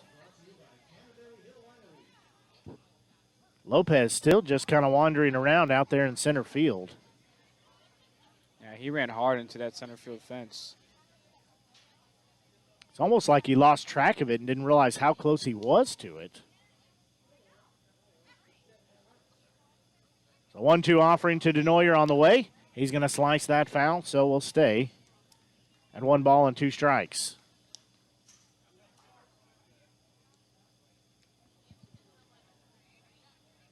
So DeNoyer will step back in again. 1 ball, 2 strike count. Renegades have taken a 5-2 lead. Next offering, that one in the dirt, misses low. So takes us to an even count of 2 balls and 2 strikes. Might be another thing we need to invest in for next year is also a ball tracker so we know how far these balls go. 2-2 offering. That's going to be a well-hit ball. It's going to drop into left field. So DeNoyer has his first hit of the night. He'll be standing on first base. So now it'll be right fielder in Caden Deal.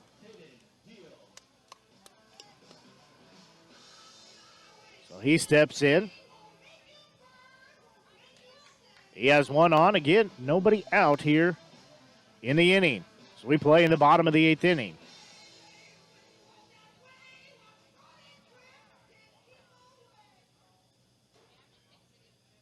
He has a 1 for 3 night. First pitch to him, he swings on and goes back to the net, so strike 1. DeNoyer will go down to second base. So he gets a chance to fire up the engines and take second on a wild pitch. So Deal will dig back in, again left-handed batter. He's 1 for 3.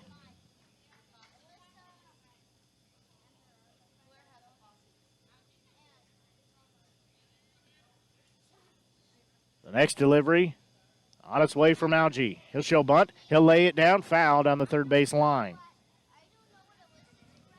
That would have been a great play execution right there had it not gone foul, because now it puts the Outlaws in a tough position of, do they let DeNoyer take third, crash the third baseman down, and try to throw out at first? Or nobody covers it, and now you have runners on the corners at first and third. No balls, 2 strikes count. That one's going to be called strike 3, and Deal is rung up for out number 1 in the inning. Now, designated hitter Dawson Schumann steps in. He's had a single, a strikeout, and popped out to the first baseman. He'll step in, tap the home plate on all 4 corners, say he is ready. Algie will check the runner on second. That's DeNoyer. First pitch to Schumann, swung on and missed. That's strike 1. In Renegades lead 5-2 here in the bottom of the 8th inning. Schumann takes a couple cuts at his waist. Now he cocks the bat ready. 0-1 pitch. That one upstairs off the catcher's glove, and DeNoyer's going to go to third.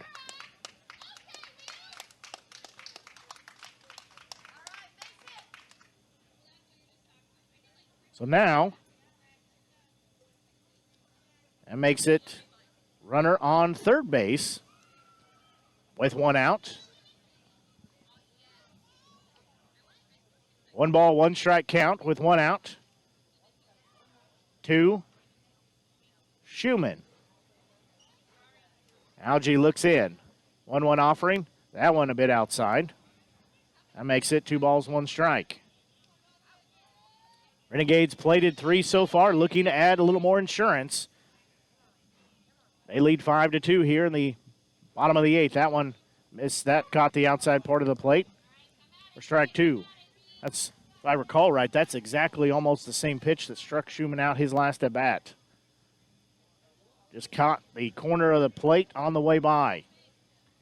2-2 offering, swing and a miss, and that is out number 2.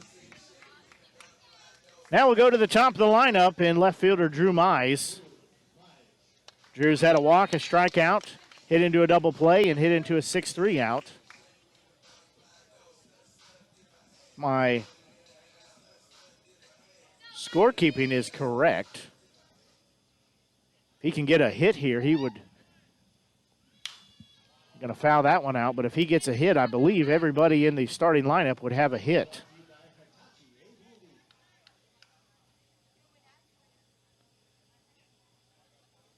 Better late than never. Everybody would have a hit, so he's the only one without a hit so far. That one in there for strike 2. I don't put the pressure on him for it, but DeNoyer still standing on third base. 0-2 count. 2 outs here. Bottom of the 8th. That pitch way upstairs. Ball 1. Doesn't have to do anything fancy here, just needs to place the ball. A single would score another insurance run. DeNoyer stands on third base. 1-2 offering, that one fouled back. Just got a piece of it, sends it to the net behind him.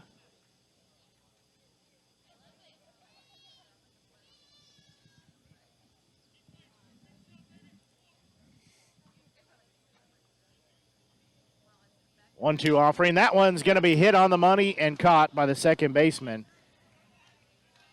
He sent it hard on the line, but caught by the second baseman. That is out, number 3. However, there were 3 runs plated by the long ball as Hamilton Anderson takes it to center field and gives the Renegades a 5-2 ball game. We'll pause and be back. You're listening to exclusive coverage of Renegades baseball here on the Show Me Sports Network.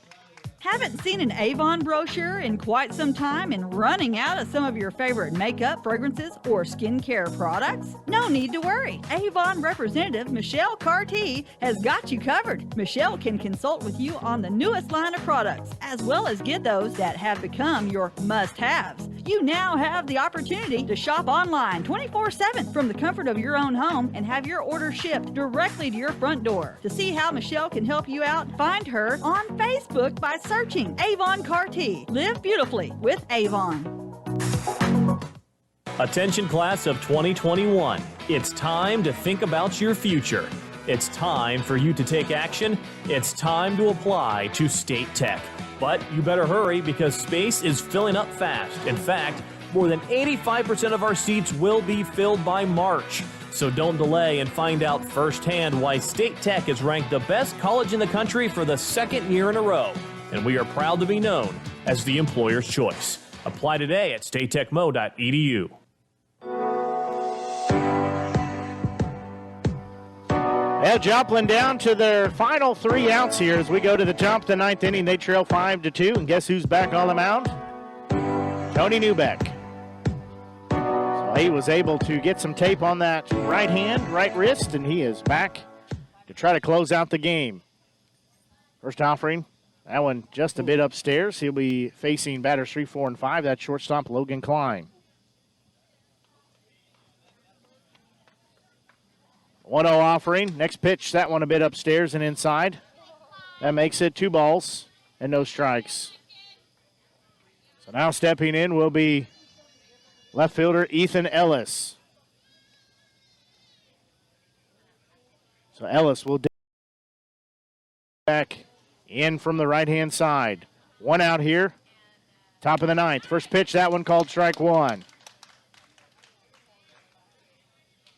So it'll be no balls, 1 strike with 1 out here. Newbeck rolls through the signs. He'll take a deep breath. He'll get the sign, toes the rubber. 0-1 pitch on its way. That's strike 2. Ellis unable to lift the bat off his shoulders.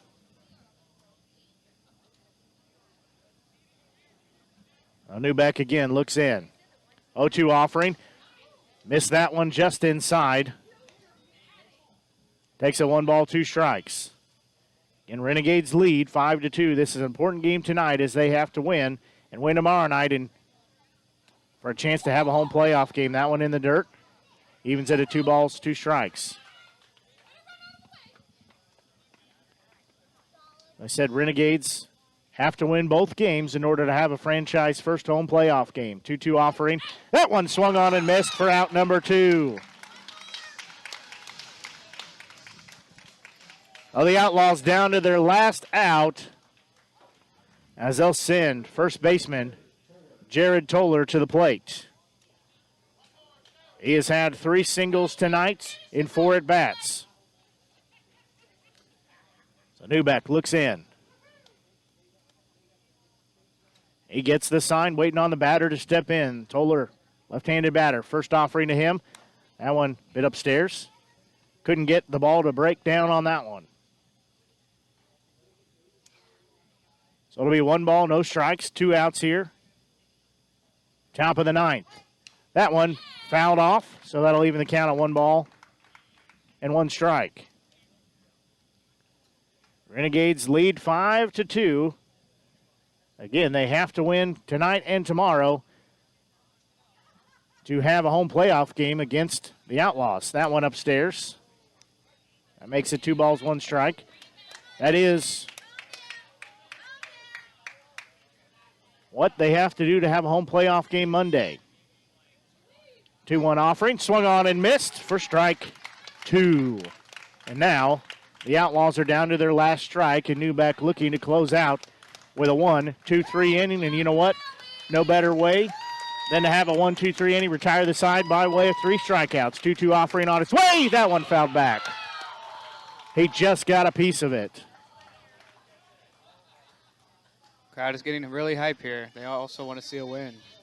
Boy, he caught that by the last seam, the last second possible. I thought it was headed by for Hamilton Anderson to grab. So still 2 balls, 2 strikes, 2 outs here, top of the 9th inning. Newbeck gets his sign. 2-2 offering. That one will be fouled off.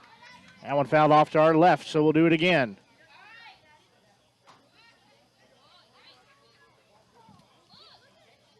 Newbeck again goes back to the rosin bag. He is looking for a 1-2-3 inning. After he has that, took his glove off working the rosin, has that right hand pretty well bandaged. I really think he got a cut or a scratch there on the outside of his hand. 2-2 offering, swung on, fouled back. Boy, he just got a seam of that. I thought the last 2 pitches ago was just a hair of it. That was even less. Man, he is just like the Bee Gees right now and staying alive. That he is indeed. This will be the 8th pitch of the at-bat, as Toller will dig back in. Newbeck's 8th pitch of the at-bat will be forthcoming. 2 balls, 2 strikes the count. 2 out. Renegades lead 5-2. Pitch is on the way. That one misses. That takes it full. At 3 balls and 2 strikes. Newbeck again looking for the 3rd out here. Payoff pitch. That one's fouled back. So this will be pitch number 10 that'll be coming.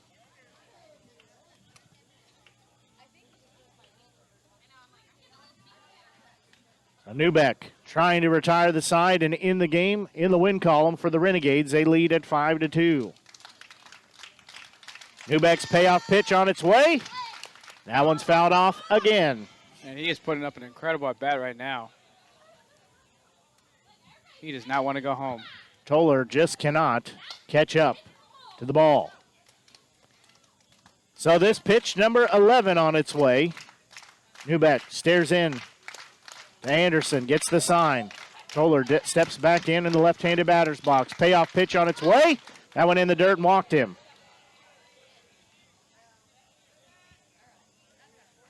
So now it'll be second baseman Jeb Jenkins stepping in. 2 outs, runner on first base.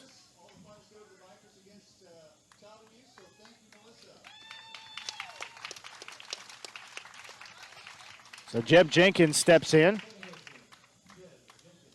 He had a strikeout, hit into a double play, flew out to right field, popped out to the pitching mound with Mize coming over and taking it as a pop out. F3, first pitch, inside, ball 1. So Jenkins ahead in the count, 1 ball, no strikes. Newbeck will check the runner on first.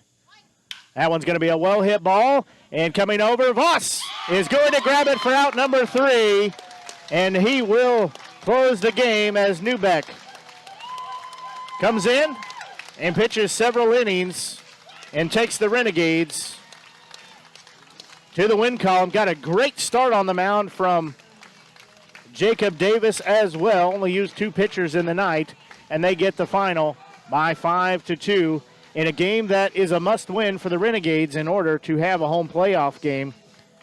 This is a big-time play, and, you know, they came up when they needed to. They trailed some of the game. We were tied up some of the game. But they came up big there in that 8th inning when they were tied up at 2 apiece and came up when they needed to. Yeah, we had a couple big home runs tonight. First one would be the game-tying home run by Joseph Keyholes in the bottom of the 7th. That gave some momentum for the Renegades. And then in the bottom of the 8th inning, there's a 3-run home run to dead center field by Hamilton Anderson. And it was just a great win all around tonight. Couldn't be more proud of the pitching or the hitting.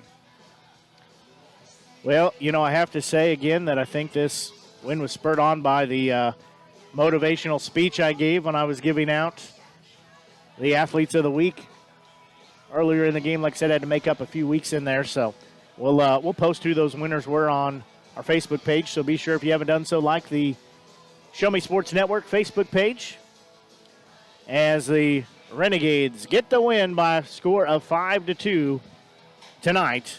They do so and look very good in the process. Had good pitching, as you said, good pitching and good hitting. That always equals a W on the board.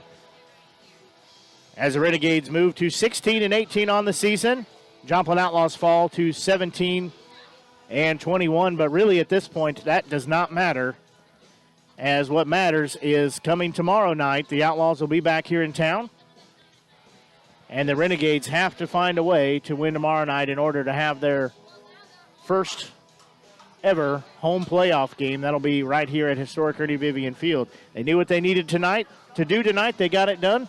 Now they know what they need to do tomorrow night in order to have a franchise first home playoff game. And it's something that they can definitely do. That's within their wheelhouse.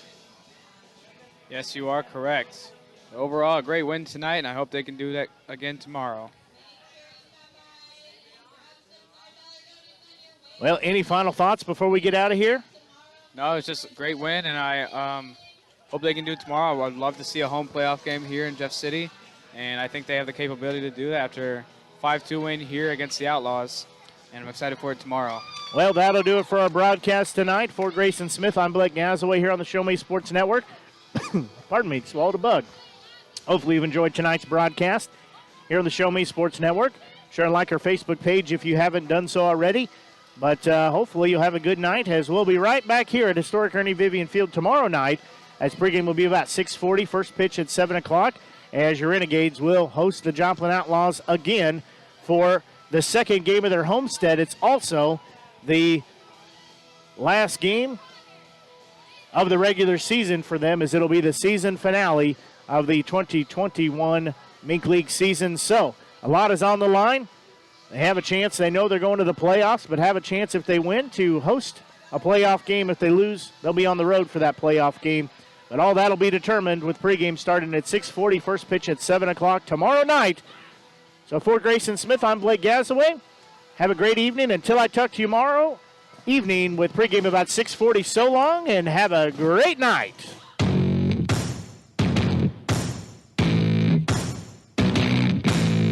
You've been listening to the best game coverage in the Mink League on the exclusive home for Jefferson City Renegades baseball, the Show Me Sports Network, and the Renegades Radio Network. Blake Gazaway, Grayson Smith, and the broadcast crew are the guys that know your Renegades the best. Exclusive coverage of Jefferson City Renegades baseball has been brought to you by Centurion Cares, Batteries Plus Bulbs, Avon with Michelle Carty, Storm Pro Contractors, Mossy Oak Properties, Law Office of Russ Swanigan, River Oak Christian Academy, Kathy Rush Remax Realty, Eddie Gaydell Society, Joe Hawkins Ford, Riley Automotive, Southwest Dental, Canterbury Hill Winery, The Dugout Sports Cars, Edward Jones, Central Bank, Farmers Insurance, Animal Medical Center, Downtown Chiropractic Clinic, Jefferson Bank, BE Renewed LLC, Poncheros, State Tech College of Missouri, MFA, Hitachi ABB Power Grids, and Han Custom Laser Engraving LLC. We hope you've enjoyed the broadcast. Join us anytime on the web at ShowMeSportsNetwork.com and JeffCityRenegades.com. The Show Me Sports Network and the Renegades Radio Network, your exclusive home for Jefferson City Renegades baseball. Serving fans throughout the Midwest and even more around the world, this is the Show Me Sports Network. The preceding was an exclusive broadcast property presentation of the Show Me Sports Network and was a high-fidelity all-digital broadcast. This broadcast is copyright by the Show Me Sports Network for the private use of our audience. Any other use of this broadcast without the Show Me Sports Network's written consent is prohibited.